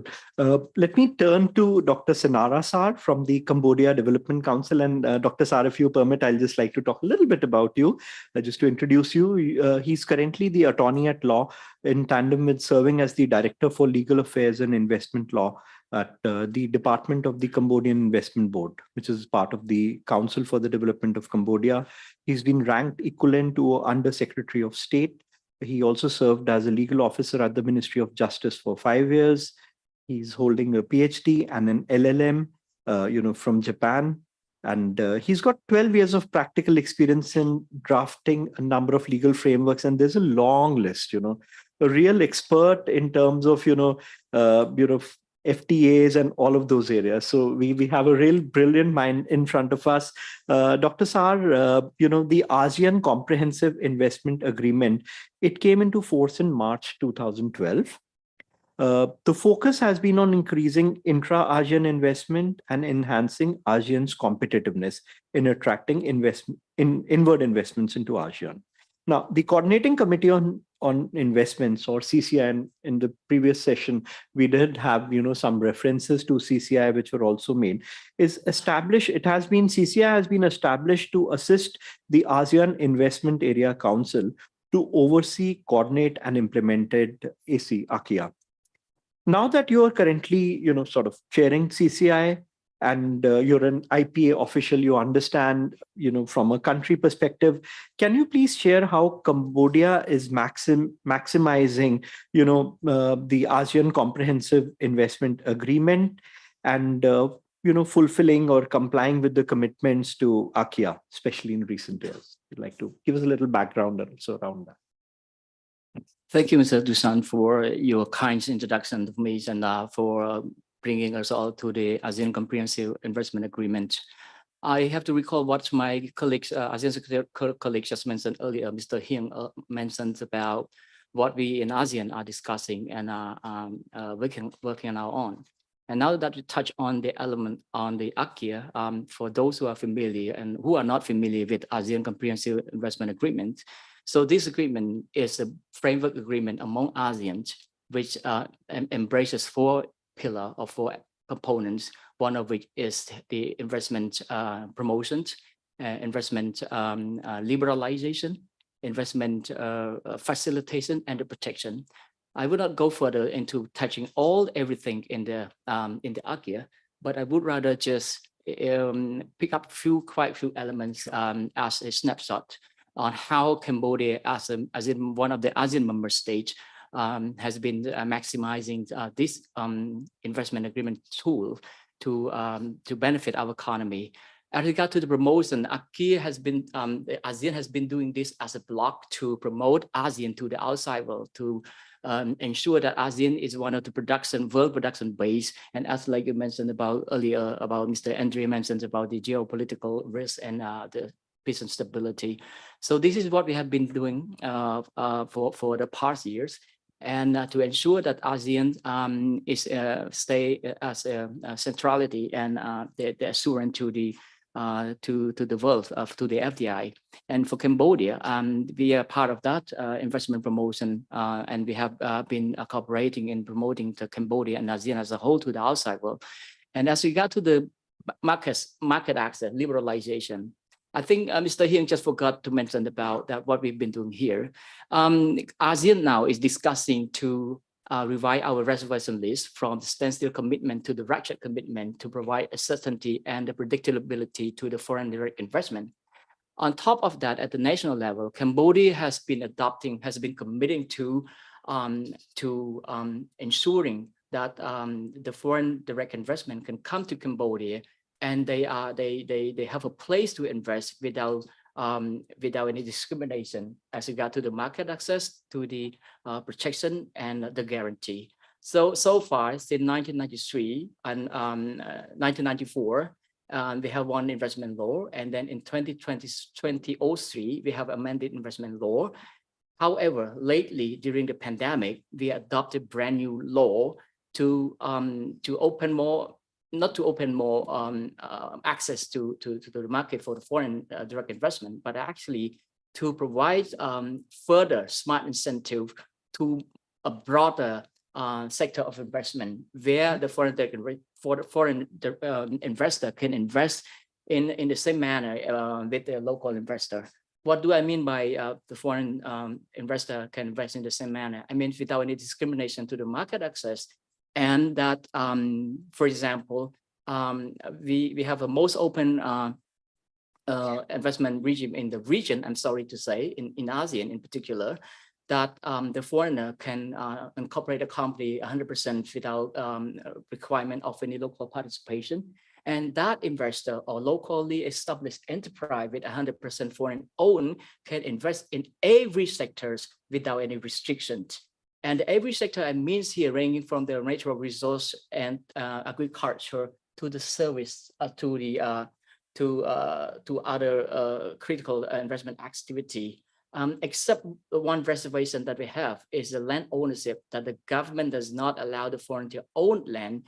However, if this investment really needs the land to use for their long-term investment, they can access to leasehold rights up to 50 years term and with a renewable term, and through the also economic land concession. So I'm talking here about the market access. But we have, and from that, we also trying our best to commit to comply with our commitment in ASEAN, which is as regard to the facilitation and protection. According to the new law, if I could invite you to the new investment law, we came into force in 2021. So not only that we commit in the ASEAN, but all those international commitments have been incorporated into our domestic law, providing certain and concrete provision, which I can share with you later. And among which is facilitation. And the facilitation has now become our institutional mechanism rather than just a text. And among that, in the new law also provides impose obligation on the government to provide the aftercare services.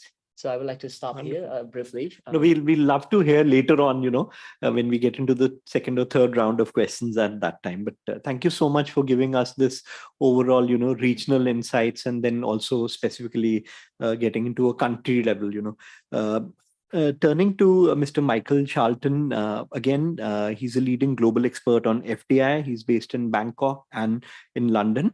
He's a senior advisor specializing in FDI and economic development assignments. He's with McKinsey and FMA, and also working with IPAs across the world. He's also an international advisor to the portfolio of spin-out companies from Oxford University. I believe it's being titled as Oxford Science Enterprises. In his previous role, and that's where we got an opportunity to really interact with him. He was the CIO at the UK's Department of International Trade, and he led UK's IPA for many years. And prior to that, he was with the UKTI as the commissioner to China and also the CEO to London IPA. So Michael, both hands, UK on one end, and also a lot of city level IPAs. So, you work with city level IPAs of London and Rio. And we'd love to hear a little bit about that, the action which really happens at a city level.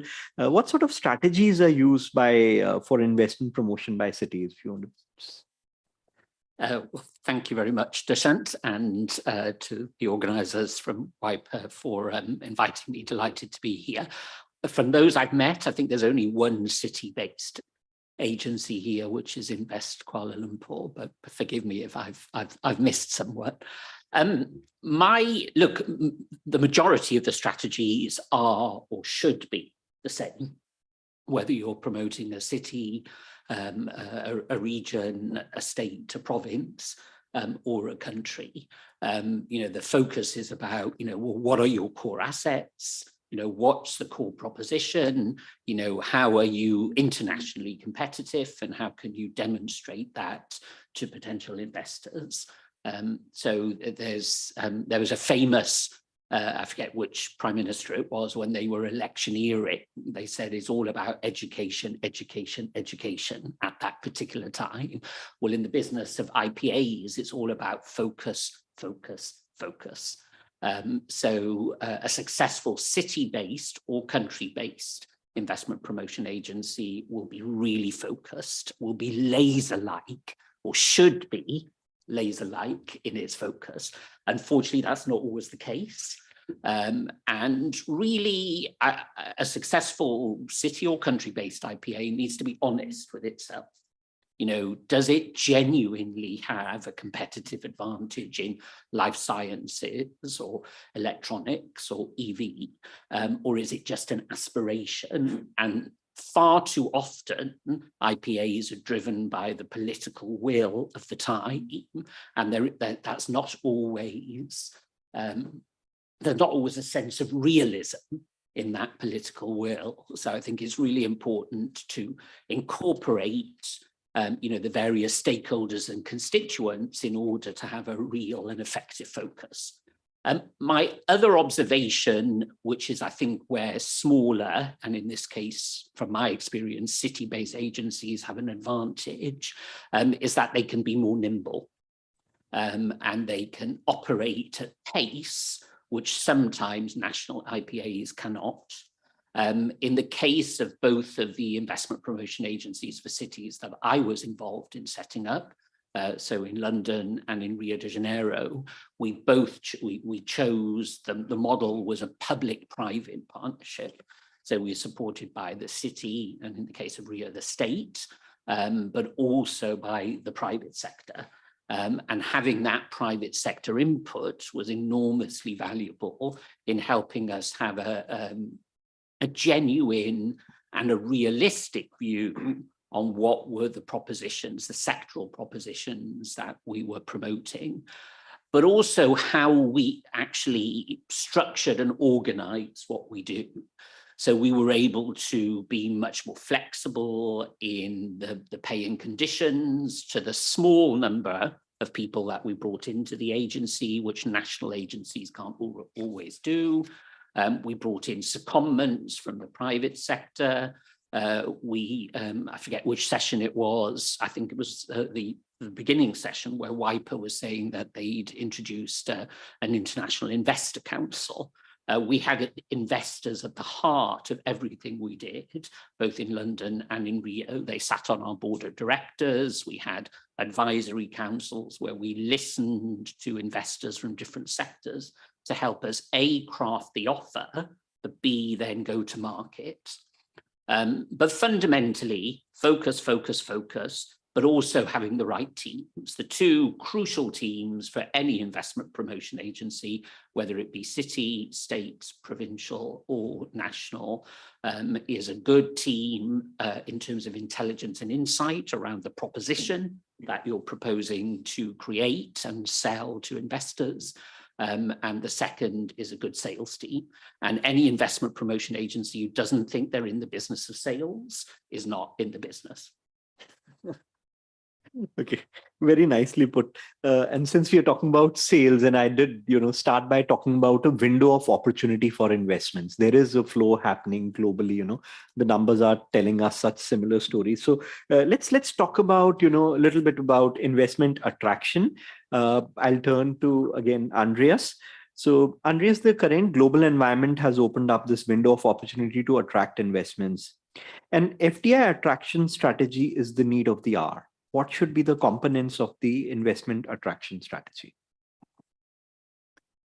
So again, that probably deserves a longer answer, but I'll try and keep it succinct. And Michael's already actually answered a lot of that question. So I'll try and say the same thing, but in different words. So really, I think the first question to developing, or the first thing to developing an investment attraction strategy, the first question that needs to be asked, which often does not get asked, is why do we want to attract FDI? Whether we're a country, state, a region, a city, a special economic zone, what's the reason? What are the challenges? What's the problem that we want FDI to help address? Do we want to create jobs, any jobs? Do we want to create specific types of jobs? Do we want to bring investment to regional or disadvantaged areas? Do we want to bring innovation into the country? Do we want to stimulate exports? Do we want to enhance our balance of payments? The list is endless. FDI can bring a lot of benefits, but it's not a magic bullet. So you can't expect FDI to do everything for you. And it's not enough to say we want FDI because of all of these factors. So the first question is really, what are the 1, 2, maybe 3 pressing issues, critical challenges that FDI should address? Okay, so that's the first thing. And again, most FDI strategies that I see don't address that question. It's just glossed over, and the assumption is made FDI is good, hence we want it. The second thing is then what related to what Michael said is once you've defined why you want FDI, the second thing is what type of FDI. So this is the question of focus. What type of investment is going to help us address those challenges? What type of investment is going to create or generate the benefits that we want to create? And that includes defining types of investment. In other words, is it greenfield investment? Is it project finance? Is it institutional investment? Is it infrastructure investment? Is it venture capital? So the type of investment you want to bring in and what types of sectors, industries, specific subsectors are we going to target? So that's the second element. And again, that has to be defined in crystal clear terms. Focus, focus, focus. It's not automotive. It's not mobility. It's very specific functions that you want to bring in. And that is often challenging because investment promotion agencies don't want to take necessarily the risk of being too focused because they feel they might be leaving something out. And they feel they might be perhaps placing their bets too narrowly. And again, there may be political interests that prevent them from being that focused. But it's something that you need to do, if anything, internally to say, this is what we're going to be focusing on. And then one final point, although there are many others, and again, Michael touched upon this, is really being very, very honest and very realistic about what you offer those investors. So investment attraction is not an exercise in wishful thinking. And many of the strategies I see are exactly that. They're just wishful thinking. They're aspirational. So the third step is really, how do we create the conditions if we don't have them already, which you're not likely to have? How do we create the conditions to make our location attractive for the type of investment we want to attract? What are the regulations that are required? What are the operational conditions that we need to create, whether it's infrastructure, utilities, certain types of skills, really taking a very hard look at your investment environment and being very open and honest about what needs to change for you to actually attract the investment that you want to attract. There are many other aspects, but those are the 3 that you really need to start with if you want your investment attraction strategy to generate results. Thank you so much. That was very insightful. Can I turn to Dr. Sar? Dr. Sar, can you please share some of Cambodia's experiences in attracting FDI and highlight some of the success stories?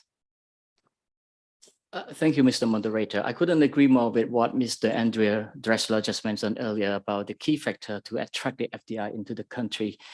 And as I echo what you just mentioned earlier about the peace and stability, I think these are the main factors for the attraction of the FDI, because without peace and stability, you cannot think of what you could do tomorrow. And that's why Cambodia, we're trying to maintain at the maximum level in order to, to avoid the situation where the investor would have to think where they would go after this. And I think the second point from our experience is that our investment regime, as I mentioned earlier, and I have to reiterate, and I can boldly inform you that Cambodia has the most open investment regimes in the regions, and the example that I just mentioned to you earlier, and another key element that is an undeniable fact, and it's not a theory anymore. It's very practical. That, like you mentioned, the investment facilitation. If I would put it into that catch-all phrase, investment facilitation, it does serve a very important role, and without its certain costs. So as for us, the government realized that beside market access, it's very necessary to do the aftercare and the facilitation. That is why during the pandemic, knowing that business, private sector is a driving factor for our economy. and we need to do something about it, especially during pandemic. So on top of the regular basis, the regular investment facilitation we have been doing so far through certain mechanism, one of which is a biannual meeting and with the private sectors. The private sector here means does not necessarily refer to the local, but actually to the foreign investor, but also to the local investor, because our law applies to both foreign investor and local investor without any discrimination. So when I talk about investment and investor, I refer to both the foreign and the local. So the biannual forum is a mini cabinet meeting chaired by our prime minister and together with at the presence of our ministry leaders and attended by the representative of the business and association. And it's a forum where the representative of the business and the investment would raise certain concern, address a challenge to our prime minister and to the cabinet. And then at a certain point, the government would decide,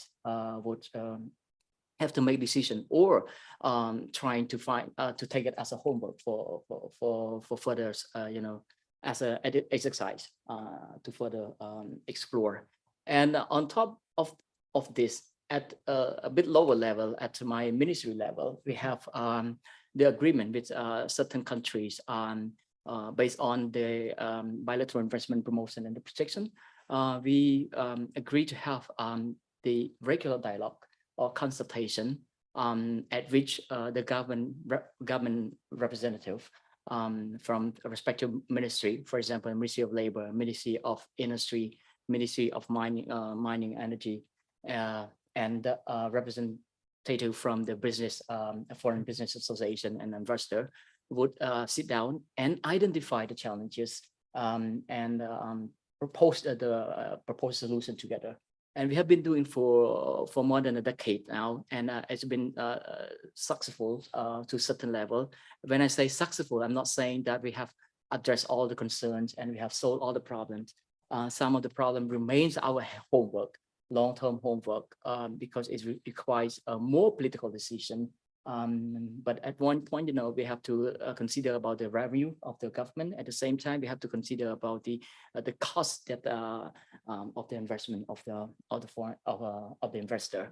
So these are the investment facilitation that we have been carrying out, and then that serve of the successful as a powerful element to attracting the FDI.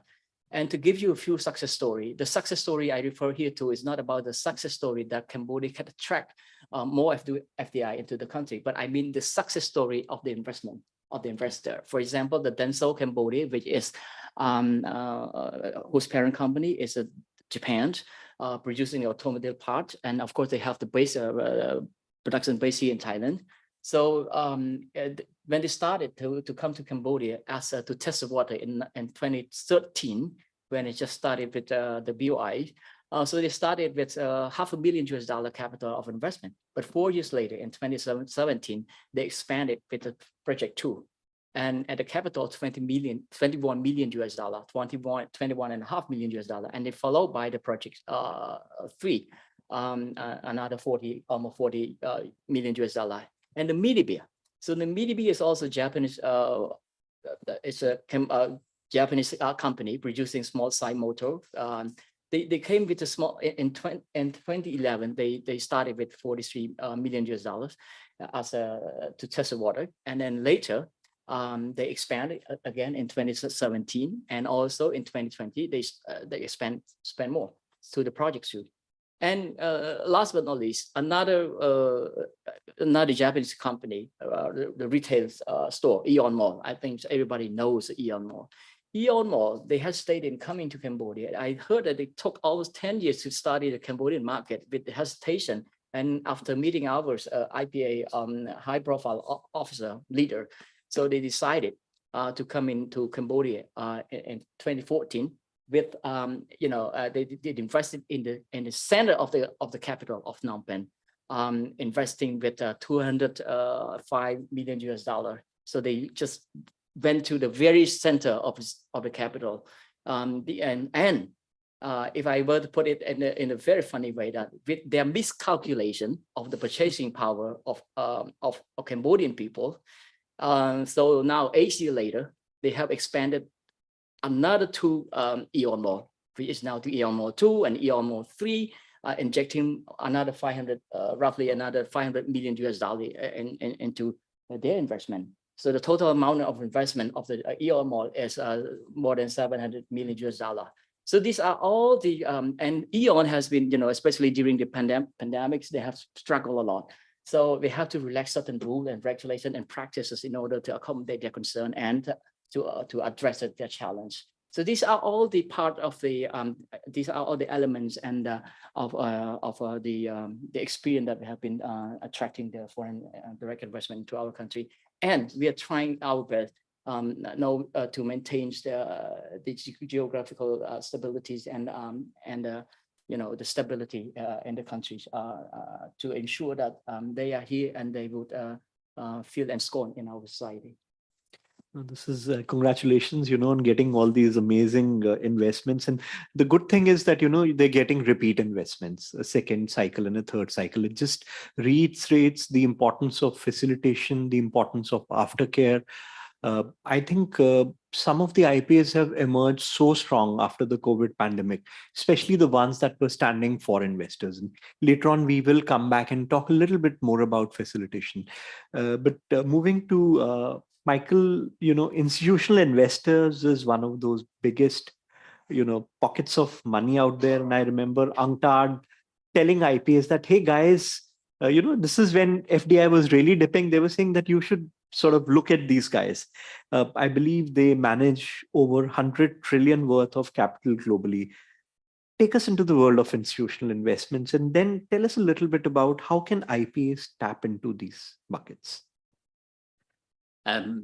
So by institutional investors, from certainly my experience, we're covering a gamut. So everything from sovereign wealth funds to private equity, to asset managers, to property funds, to energy funds. So anyone that has a pool of capital.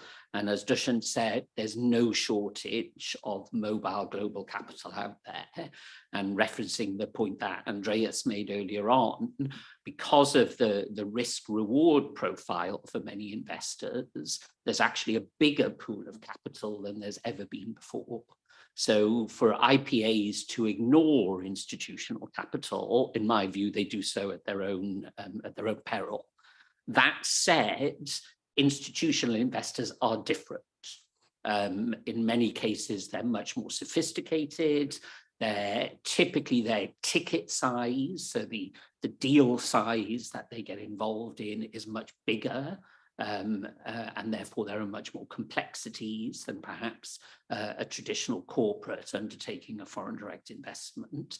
So it does require a different approach from the IPA, and it, without question, requires individuals that can speak the language, and not only speak the language, but understand and relate to institutional investors. So in the UK, I built a team of people who came from investment banks or who came from the M&A teams of some of the big corporate lawyers.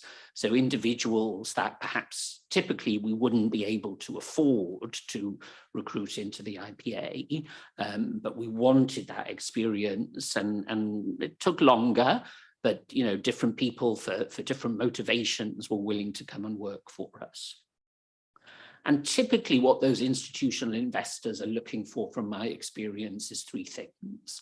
One, they want to be able to access the highest levels of government, and through that access, they're looking to influence the investment conditions and the investment environment. Doesn't mean in any bad way, but given the scale of the investment that they may already have or might be considering, they want to really be in a position to have a voice at the table. So we in the UK, we created an investment council which had representatives from the gamut of investors in the UK. So it had sovereign funds like PIF from Saudi Arabia and GIC from Singapore. It had huge corporate investors like Airbus and Tata.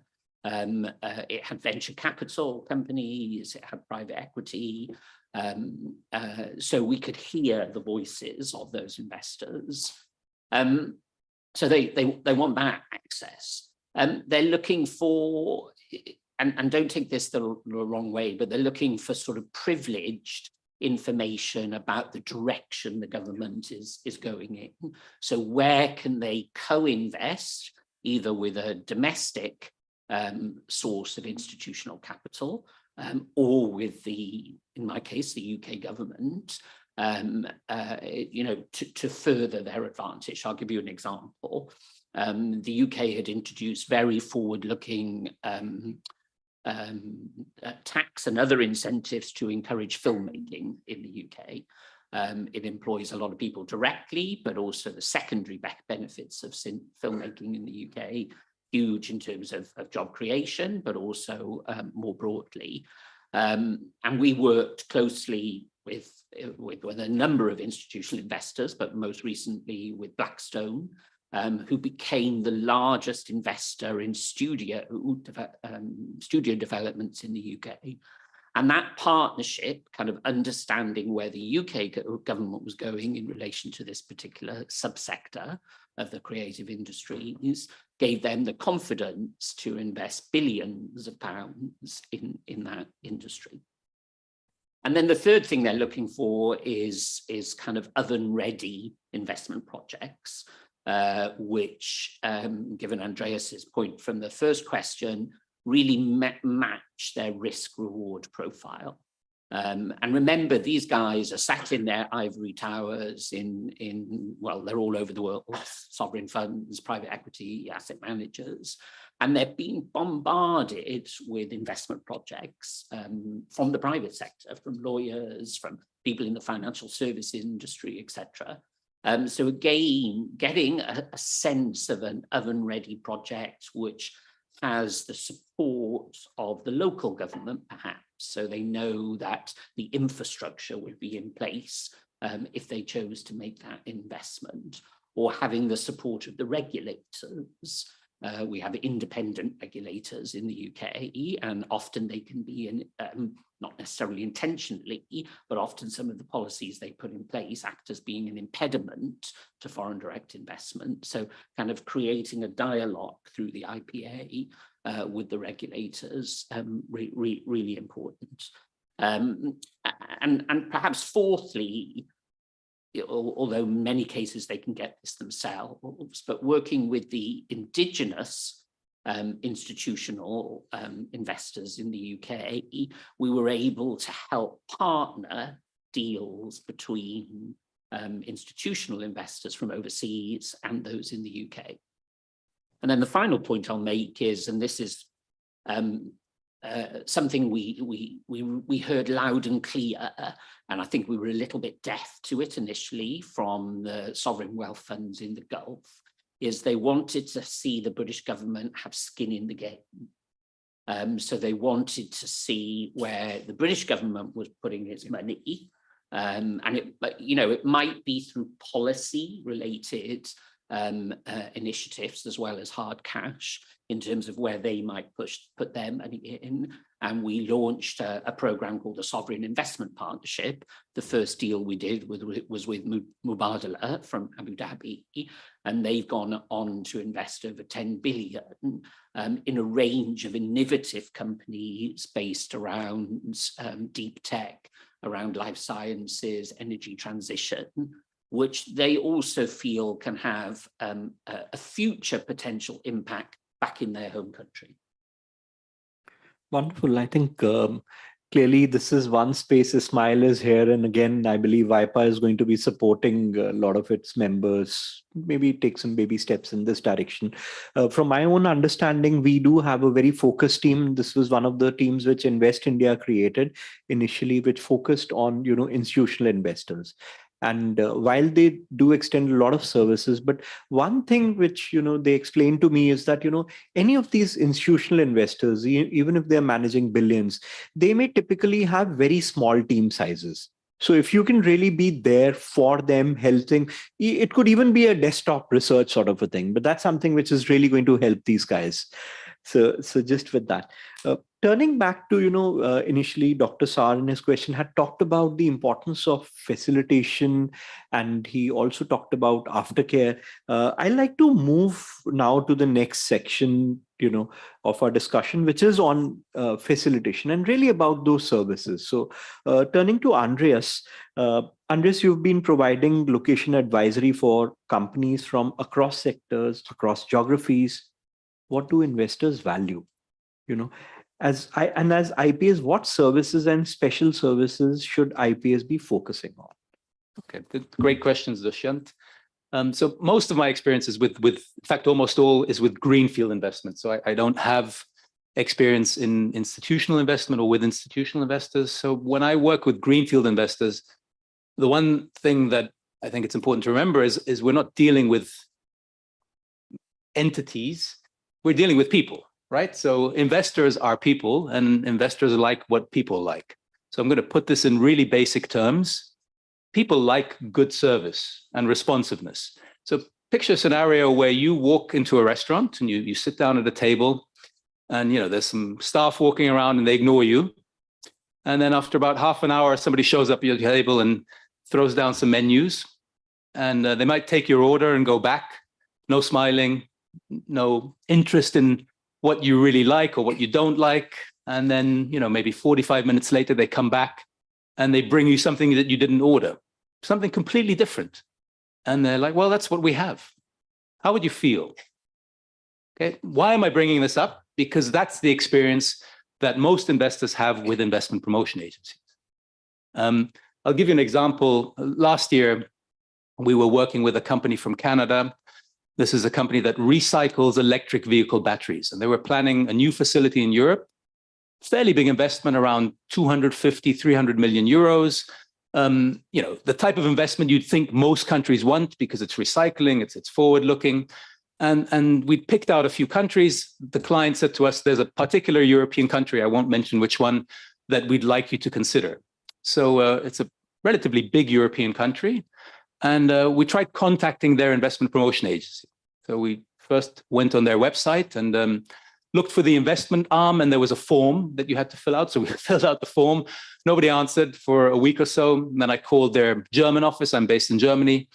No response. Sent a few emails, no response. I have a person on my team who speaks the language from that country. I got her to make a few calls, no response. 3 weeks elapsed, and nobody from that IPA responded. In the end, there was actually somebody who I'd met at a WAIPA event, one of the trainings we do, who's based in their Korean office. I contacted him and said, we have a project. Please, can somebody from your investment team get in touch with us? Which they eventually did. And then there was the same experience. We asked for certain things, information on sites. The client had very clear requirements regarding they needed huge amounts of sulfuric acid. They needed direct rail access, very, very specific requirements. And we outlined those. And then what we got back later was something completely different. Right? It was something that didn't even reflect the requirements of the company. So poor responsiveness, poor service, right? So that's the first thing that investors don't want. So if you want to get yourself eliminated, don't respond. And when you do respond, provide something that wasn't asked for. Okay. The second thing that investors want, and this is again related to something that Michael just said, is they want you to understand their requirements. They want you to take an interest in their needs and really make an effort to understand their specific requirements and not to treat them like any other investor and to provide them generic information. So make the effort to qualify them, understand them, truly understand what's driving their project and what is important to them. And I can tell you, when an IPA does that, their chances of winning the project have just accelerated. They've just grown tenfold. And the majority of IPAs that win projects are the ones that really take an interest and understand requirements. And then to your final point, Dushyant, if I were to highlight a service, if there is one service I would add to your portfolio right now, it is assistance with finding, recruiting, and training workers. Okay, because as we heard earlier today, that is the biggest biggest challenge investors are facing across the skill spectrum. It starts with, totally untrained, unskilled employees, all the way through specialists in AI or whatever the subject might be. There is a global skill shortage.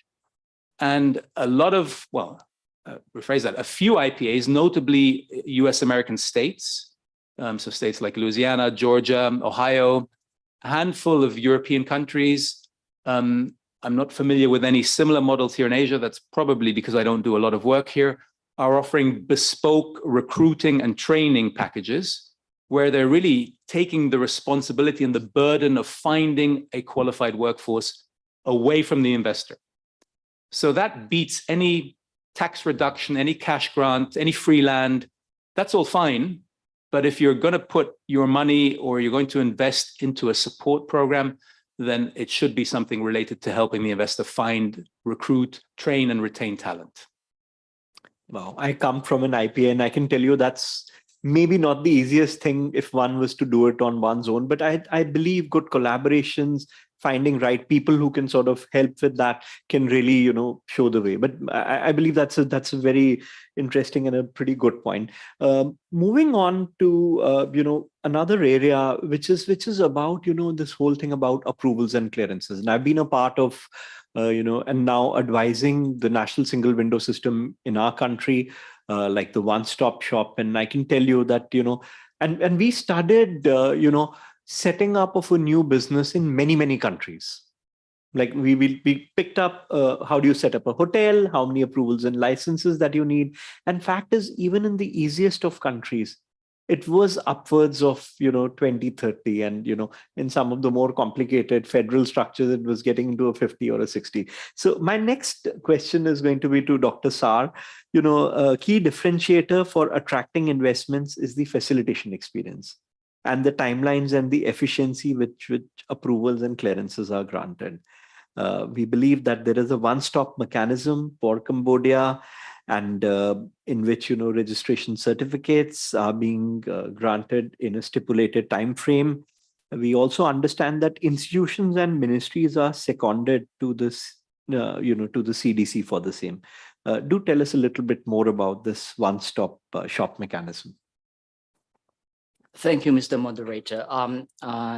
Just trying to be a little bit funny to what Mr. Andrea Dressler just mentioned earlier about, I can understand feel your pain about sending email and contacting somebody, but without any response. And I hope I did not, I'm not the one who did not respond to your email for the past few years, because I have received a lot of scam email and proposing a very, greenfield project with billions of US dollars, which were just too good for me to be true. So just a gentle reminder to myself that there are a lot of scam messages these days, especially through Telegram or the email. That's why we have to find the right way to access to the effective communication. And that's what we are trying. We have been trying for the party at our level as an IPA, including, providing on-site consultations, and understanding that the business people are very busy and they just want to be time efficient. Now, in response to what Mr. Moderator just asked about our practice at the CDC Council for the Development of Cambodia, that how our one-stop works. So the one-stop here, we refer to the mechanism where not all, but the relevant ministry representative would meet and discuss, review the projects and proposed project and agree on the incentive. So what we've been doing here, CDC is a coordinating agency.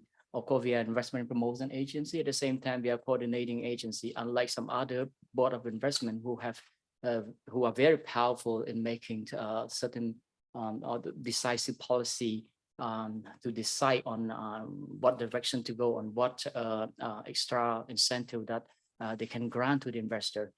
For us, we comply by the laws and the regulation in place, and we act as the coordinator among the government agency. And this coordination role, including solving the problem of the investment of the investor in their investment. In this regard, in practice, every month, we have the regular meeting to review the list of the proposed projects. And then the representative of the relevant ministry would review together and would decide.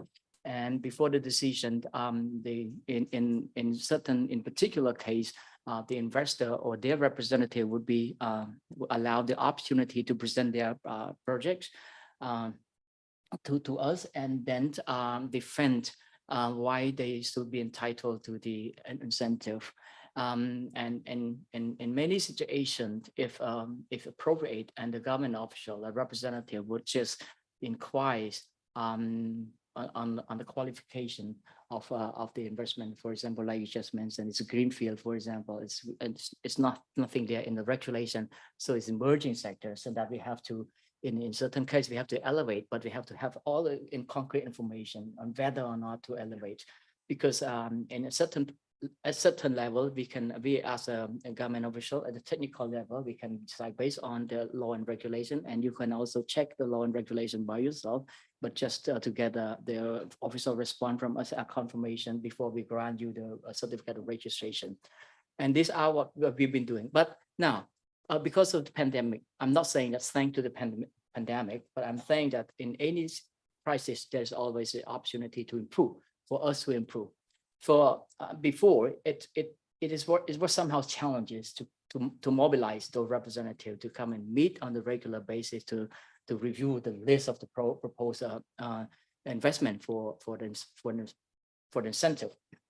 However, because of pandemic, we create an online platform whereby we can communicate online, whether no matter where you are, where they are, in Thailand, in Bangkok, or in Kuala Lumpur, or in UK. Then you just have to go to that to respond to the message and review everything online in the digital form. So we have been doing this, and even if now we turn to the new normal. So the practice is still the two practices. I mean, for the routing project, I think the online approvals are still workable and very effective, but only in a very specific case that requires the meeting in person, that we all have to appeal call for the meeting to make a decision. And yes, that's our experience. But it's after this routing communication, so we become understand each other more. So there is no flaw in issuing the certificate to the investor, cutting from previous 31 working days to 20 working days. Yeah. So this is what we have been doing. I hope I Yes. give you the This answer. is very good. It's great to hear, from all of this good work which you've been doing. And maybe in the next round, we can go a little deeper into investment promotion agencies.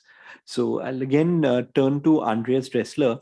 Andreas, despite putting in a lot of effort, many IPAs are constantly having to justify their existence. How can IPAs demonstrate their value and the impact that they are creating? This, especially during COVID, had become more and more important. I'm sure a lot of IPAs would love to hear more about, how do they prove the value that they're providing? So let me ask, just to keep everybody awake, how many of you who are with IPAs are assessed primarily in terms of number of jobs you create?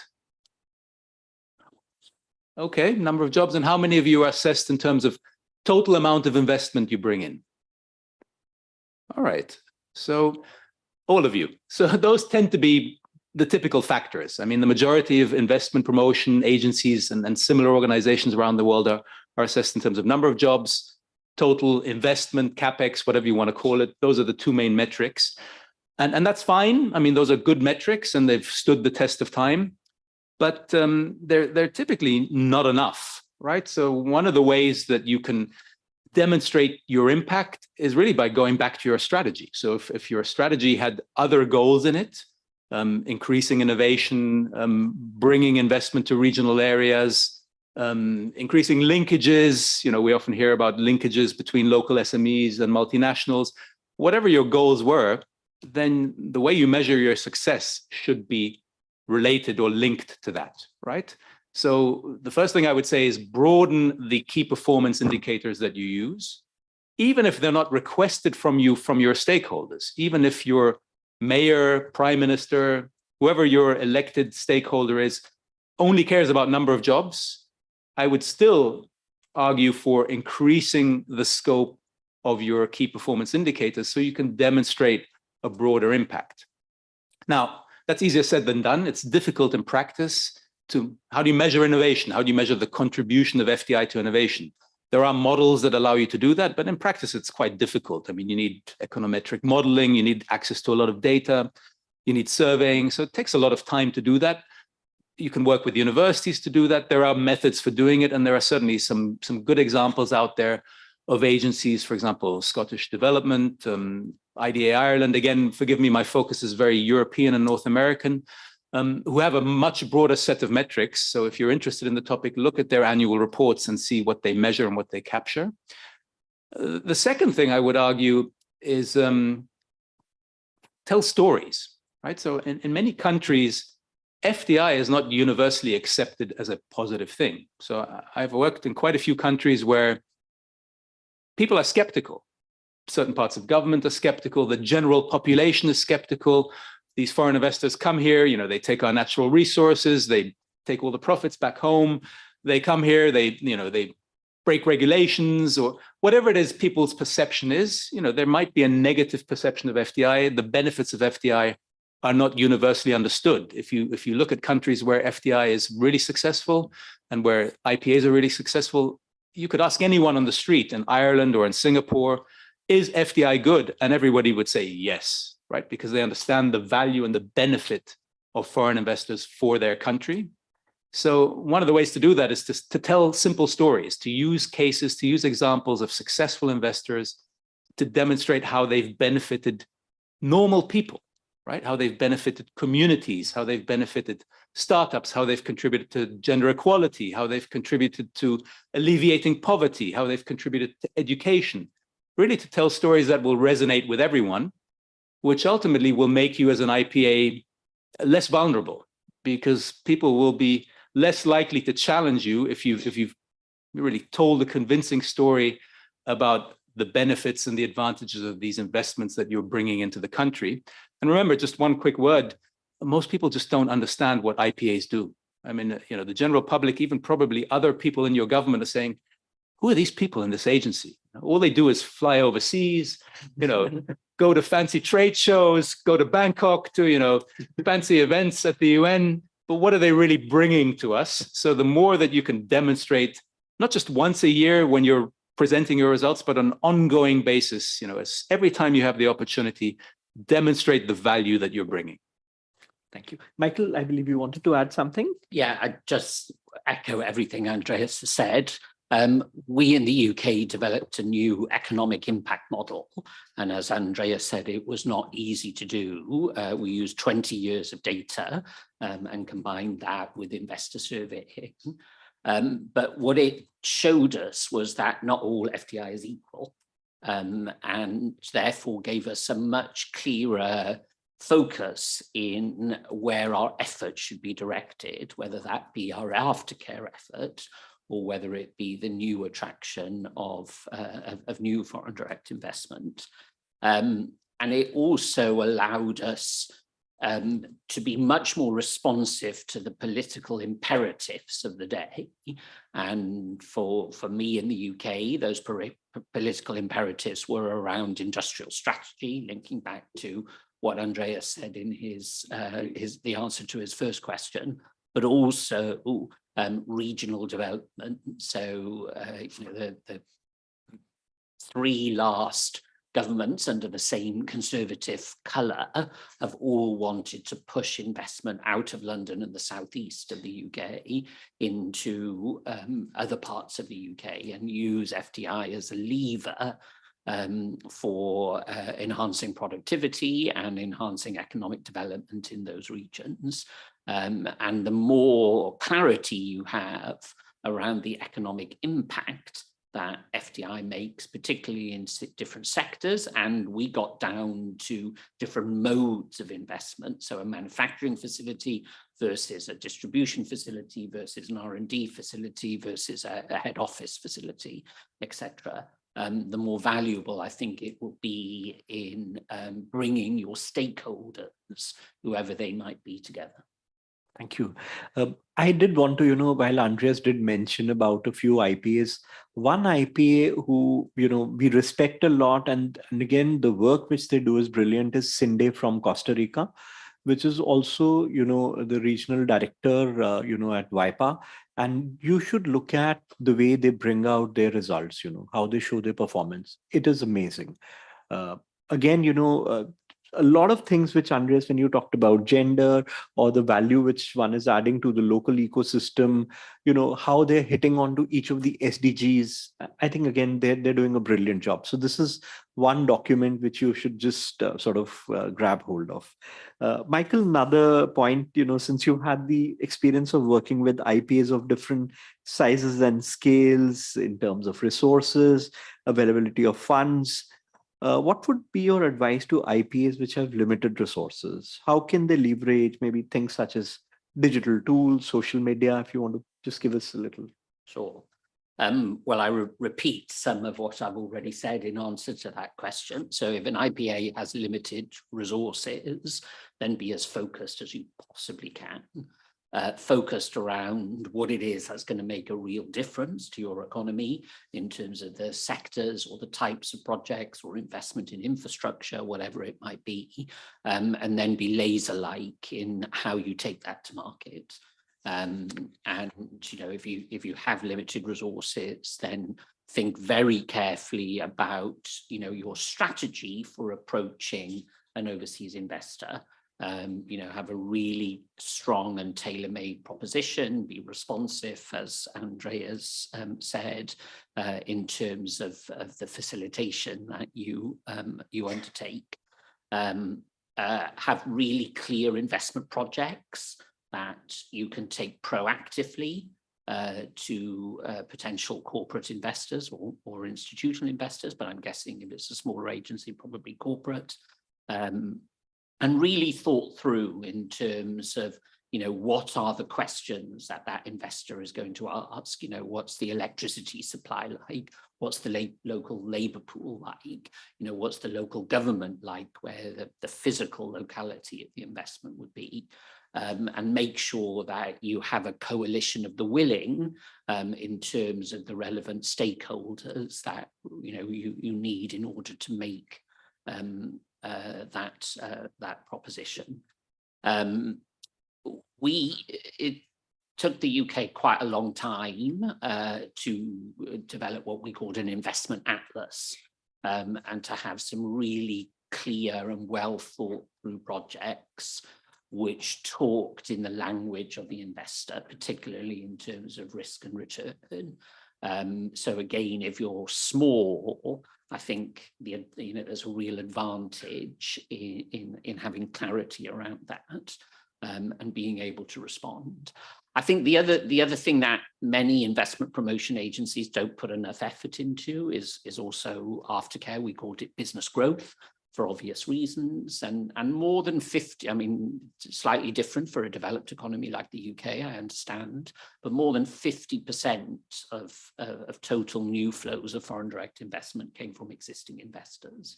So ignore them at your peril. Really focus in on existing investors. They've gone more than halfway in developing the project already.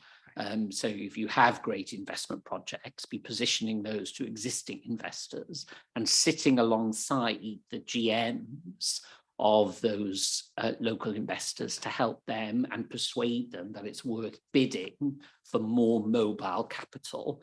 So, if you've got a Nissan plant in your country, and that Nissan is developing, some new EV technology, and they're looking to put a facility somewhere across ASEAN, then develop a really good relationship with the Nissan management team, work in partnership with them, because of course it's win-win. if that Nissan general manager gets a bigger empire, it's going to be good for him or her and their career. And equally, it's going to be good for you as the investment promotion agency. Thank you. That was brilliant. And we are sort of running out of time. So maybe just one last question on sustainability. I thought I'd direct to Dr. Sar. So sustainable investments are critical for helping countries meet up with their SDG challenges. How can the new law, and you talked a little bit about that, how can the new law help in attracting sustainable investments? Thank you very much. When we talk about the new law, I refer to the law on investment, which came into force in 15 October 2021, which was just 1.5 years ago. So I have to invite you to go through the substance of the law. That our law is designed to contribute to increasing the use of high technologies and technique and job creation and skill training and promotion of research and development, and promoting the diversification of small and medium enterprises, and increasing Cambodia connectivity to the production chains as well as the regional and global value chain. And having said this, when referring to the law, I have to refer to two main parts. One of which is a substantive element, and the other one is an administrative or procedural elements, which I have touched on earlier. So on substantive side, how this new law attracts sustainable investment?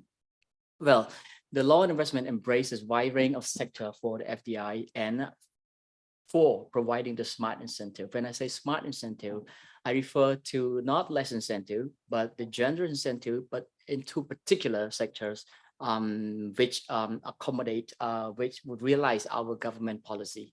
So one of those sector is a high-tech industry involving innovation that we just mentioned earlier, or research and development. And then second is the innovative or highly competitive new industry or manufacturing of high added value, high added value. And an industry supplying the regional and global production chains, and industry supporting agriculture, tourism, manufacturing, regional and global production chains and supply chain. And there is a list of those 18 sectors, but I would just touch on the digital industry will be promoted in the promotion activity and education, vocational training, like you mentioned earlier. We realize that it's a very necessity to attract more investment in diversified projects. So we have established, the government has established what we call TVET, called Technical Vocational Education and Training. That's why this new law not only create environment for investment in that educational vocational training and productivity promotion, but also we incentivize those activity, and also the healthcare services and other physical infrastructure. Last but not least, environmental management and the protection, which contribute to sustainability. So these are the substantive elements that there are 18 main sectors for being promoted and entitled to the smart incentive. The smart incentive ranging from the basic incentive to the additional incentive and the special incentive, which I can send you the document later if you really are into knowing those in detail. And when I talk about the administrative procedure element earlier, so our law on investment is designed to revise and improve the administrative procedures related to the institutional mechanism, especially one-stop mechanism, one-stop shop that I just mentioned, as well as to reduce the timelines for reviewing and issuing the license and operating costs of the investor. So as a result, it's mandatory by the law that the application and the reviewing of the application and issuing of the registration, not permit, but the registration for the incentive is reviewed from 31 working days to 20 working days. And then it's the registration permit is simplified from 2 permits to 1 registration certificate. And then we, because of the pandemic, of course, as in the past practice, after registration at our ministry to be qualified for incentive, and then they have to go to downstream registration for the operation certificate. and then the investor would have to bring the same document, same file document to ministry. That doesn't happen anymore, because on our registration certificate that they are qualified for the incentive. So we attach a barcode or the QR code that contain all the necessary data for the relevant ministry to actually download those data without requiring the investor to provide another set of documents. And that couldn't have happened without COVID, because the law was enacted during the COVID. Back before the pandemic, there was a lot of discussion and debate, and we as IPA struggle a lot with our brother and sister. At the same time, we have to weigh the balance on serving the interest of the investor, because we are the one who call them in. So these are the new change. And aftercare service, I mentioned about aftercare. Aftercare, before this new law was enacted, it was a voluntary service, knowing that it's in the interest of the maintaining the investor, because like Mr. Michael just mentioned, that 50 investment of the investment in the UK is the existing investment. So I take it as expansion, of the existing. So this is what we realize, and that aftercare service under the new law is not voluntary service anymore. It's obligatory service. It's obligation of the government. And to have investor, we recently launched and created and thanks to the development partner, launched the supplier database for those investment and investor who are really serious in procuring the material locally, and then they can just register and then access to that supply database. So these are all the reform that we have been carrying out, but I have more to inform, but for the benefit of time. I think especially this sustainable supplier database is something which a lot of IPAs have been looking at very seriously. So great to see, Cambodia doing and CDC doing all of these things. We have very little time, but Michael, I still want to, I was going through Michael's profile. He, if you guys are wanting to attract investments from different parts of the world, if you were to make a list of, let's say, the top 10 countries from where you want to get those investments, he's probably spent years of experience in 7 out of those 10 countries. I'm pretty confident about it. So Michael, just a last quick question to you. What would be your advice to IPAs from the ASEAN region to attract investments from the developed world? It's a tough one. No. Look, I don't think there's much that various of us on the panel have said over the course of the collective questioning from you. So some of the largest outbound investors continue to be the developed world. So whether it's the United States or countries in Europe, the UK punches well above its weight as an outbound investor and continues to be top 2, top 3 globally on an annual basis. There are only multiple handfuls of companies certainly in the UK, so one assumes it applies to other markets, who are making significant and sustained investments in the ASEAN region. Yes, of course, there are smaller and more innovative companies that may be doing things, but having a really good understanding of what those companies are doing, where they have already invested in the region and why. So, if GlaxoSmithKline has put a manufacturing facility or an R&D facility somewhere in ASEAN, why did it go to that country? And really getting an assessment of why, so you can benchmark your own proposition against that. Really make sure that you have a targeted approach to the company. And there are many and various ways of doing that. It doesn't only mean talking to the company. Companies have non-executive directors, boards, they have advisors, they have professional services providers. So really having a holistic view in who you talk to and having multiple entry points to the company, really important. Thinking about how that company may, or thinking about and getting an understanding of how those companies make investment decisions, and thinking very, very strategically about where it is you're going to engage with those, with the senior management of those companies. Typically, the GM or whoever of a country operation will not have that much decision-making power when it comes to a new investment decision. So it could be a regional base somewhere in Asia where they have the regional HQ, or it could be the global base.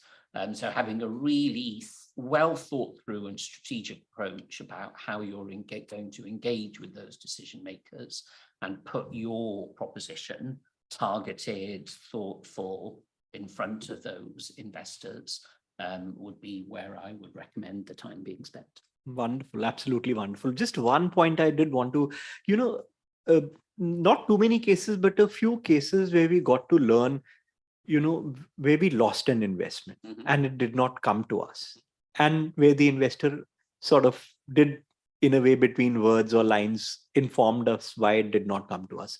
There cannot be a better insight. Yeah. There cannot be a better opportunity for us to, it's like your own X-rays, what is put in front of you. But again, this is a brilliant panel. If anybody's got since we're just running out of time, any one or two very good pressing questions, if you have, we have some really good people here sitting, be happy to respond.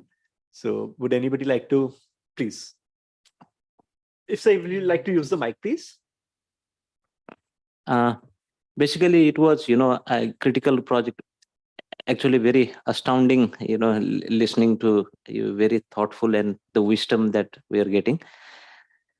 These PPP projects are very critical, and it is widely said that it should be socially acceptable. Uniformity of understanding within the internal ecology is also very important, because not all projects are projects like that I discussed earlier, wherein we as an authority or government not carrying much of risk, but there are developers who can take risk of market access and construction risk and technical risks. But from lesson learned from the failure of few of our previous solicitation attempt, wherein Nepal had a BOT Act, but could not be operationalized. We were wanting to engage one serious potential investor for a expressway, but we failed. And the lesson learned from the failure was a lot of things.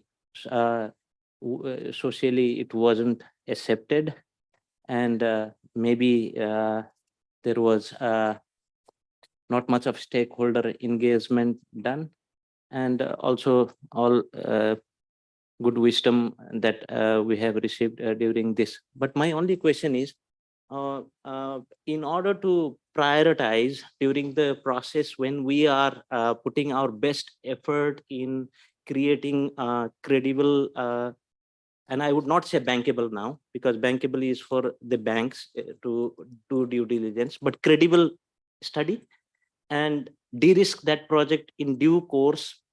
Let's say issue like land management and all, which investor cannot take those sort of risk. On priority, what would be the focus the IPA or PPP center should give? Is it study or together the de-risking of project and mitigating or maybe nullifying all those assumed risk? So in priority, when you're dealing with project of that nature, what should be the level of importance that we give for different parameters to to de-risk projects, so as a probability of solicitation is 100%, or earliest implementation can be done, provided it is doable project? Look, it's the job of the investor ultimately to determine the risk rewards in relation to the particular project. However, I think anything that the investment promotion agency can do to de-risk the potential investor, the investor is going to value. And whether that exercise is done in partnership with you or independently. So, for example, you will understand the local landscape probably better than the investor. So getting a sense of what those risks might be and how you mitigate them, I think will be very important. So in the aforementioned investment atlas that the UK created, and we continue to bring projects to the table, it was all about de-risking that project. It's still going on, so I won't talk in detail about it, but we were trying to attract a significant EV manufacturer, so not the battery, but the actual EV manufacturer. And we worked very, very close. We embedded a team in their headquarters to work alongside them as they went through their due diligence process. To understand what their concerns were, what the risks were, and then they were working alongside a team in the UK that had to, go around to whichever it was, a government department or a local partner or the private sector developer who own the various parcels of land to try and de-risk that. So the more you can have a partnership relationship with the potential investor. And of course, some investors won't allow you to do that. And of course, I recognize that. But where you can, or at least get them to vocalize their concerns and the risk factors as much as possible, of course, it gives you a heads up in trying to de-risk.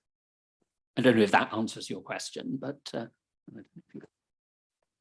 Thank you so much, Michael. And with this, maybe we can close the session, and from a round of applause for our panelists. I think you guys just did a brilliant job. Thank you so much. And thank you.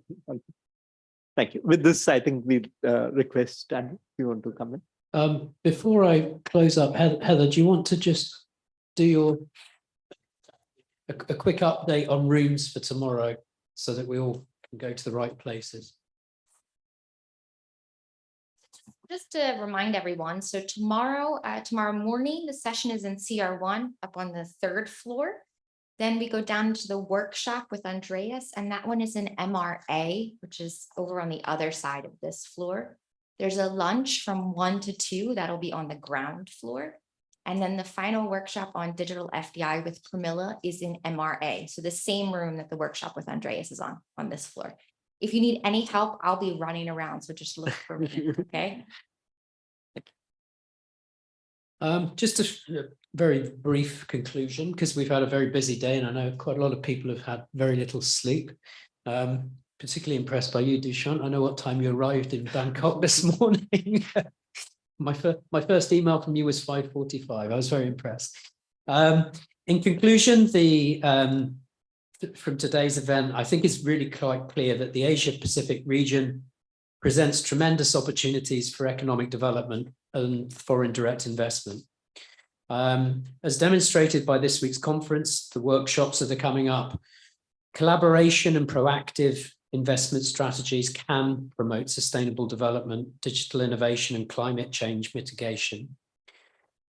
In terms of from WAIPA's perspective, we look forward to being able to announce further developments for the Asia-Pacific region, for WAIPA, and also through key partnerships with our friends at ESCAP, who've very kindly been hosting us this over today and tomorrow.